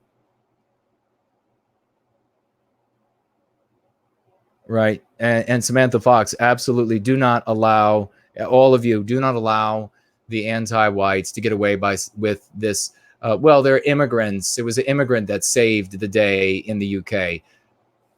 Just say that it is not the similarities that make us the same. It's the differences that make us different. It was a white immigrant, sir or madam. Make sure you say that. Watch them struggle with that. Come back to me. Let me know. Ladies and gentlemen, let's get a round of applause going right now for the $100 super chat over here on Entropy from Lady Mjolnir, and writing, thank you, Jason. No, thank you for that most kind investment. $100 to the cause of white well-being, the good things that we are doing here. to bring about a change in our context, something real, something tangible, rather than all of these lame, childish obsessions. Thank you very much, Lady Mjolnir, on that $100. We have the best people in the service to White Wellbeing. It looks like the goodies were just distributed over there on D Live. Thank you all for being with me on D Live. For all of the Apex, just super chatted a Lamborghini's worth of Lino, Ninja Lamborghini, and a board troll. Well, first Apex writes, I won. Board troll writes, free bird with a Ninja Diamonds worth of Lino. Thank you both very much. Looks like Roy got back to us. He tweeted about how great it is that only 3 people died because of gun control. You mean over in the UK? How absolutely despicable. There are firearms available in the UK. People are being killed with them. There are more murders in London with knives. This reminds me of Stephen King, an anti-white piece of filth, an absolutely anti-white piece of filth. You know what, Stephen? Had somebody been armed, say like me, this guy wouldn't have killed anyone. He would have been pushing up daisies from a pine box. Steve, maybe you should get back to writing fiction and stop involving yourself in the real world affairs. Because in your land of fiction, you can just make it all up. In the real world, when some crazed jihadist or whatever, probably can't say that, so it may or may not be true, but when some crazed anti-white decides he's going to gut innocent people, well, somebody like me can pull out a firearm and make sure that the only person who's hurt is him. Brand Danger just super chatted $10 on YouTube, but writing, the anti-whites are going to be surprised when Western kind rolls over them. I will be looking them in the eyes when that happens. Love to you all who are here tonight. Well, much love in return, Brand Danger. Thank you very much for that kind super chat tonight, and for participating along with all of us here. And Reptile's asking about Stephen King. I'm going to take him out to the shooting range and show him how I could take down a knife-wielding person with a firearm very readily, I mean, without much effort at all. So I want a big applause again to Lady Mjolnir and that $100 investment over here on Entropy. Thank you so very much, the both of you. And let's see if there's anything else from you all, and we're going to wrap it up tonight. It's always a great time with you all. Always great to see Spartan Warrior Queen. Of course, see her back again. I just saw Andre. Somebody's writing that Phil was here. Is that true? Was Phil actually here? Heidi and Ray, of course, great seeing you. Was Phil actually here? I didn't see him. I'm scanning through. Mamirs Bruner, if you don't know, Phil is the main guy, the guy we talked to. Well, if he was here, then hello to you. I missed you. I didn't see you here. All right, I see some amen, some applause. Yes, thank you all. Thank you all for being here. And to Mamirs Bruner, if he was actually here, if that's true. Fernal, Seaver, Roy, of course, everyone. It's always a great pleasure to go free with you all, to talk about these things that are. Phil is Red Pill Bulgaria. Phil is Mamirs Bruner. So if you saw Mamirs Bruner in the live chat, then that means that Phil was here. So I got a message that he was here. Brand Danger is saying he was. Kate says he was as well. Okay, well, maybe he was. Well, hello, a late hello then to my good friend Phil. But ladies and gentlemen, it is always a pleasure to go with you all. And what I want over the course of the next week is I want a new enthusiasm. I want you to reach out to somebody brand new or a family member that you've been afraid to speak to about these sort of things. Drop something really delicate if you have to. Something like, wow, these commercials are really anti-white. Have you noticed how anti-white they are? And then when they say anti-white, how so? How are they anti-white? What, you ever notice how it's always the white erasure? They're putting the white person with the, or you could go with the, you ever notice they always make the bad guys in these commercials white? You ever notice that? You ever notice how often the victimized people are non-white? Try something simple like this and then come back and let us know how that lands on the person you are using it on. I'd like to know.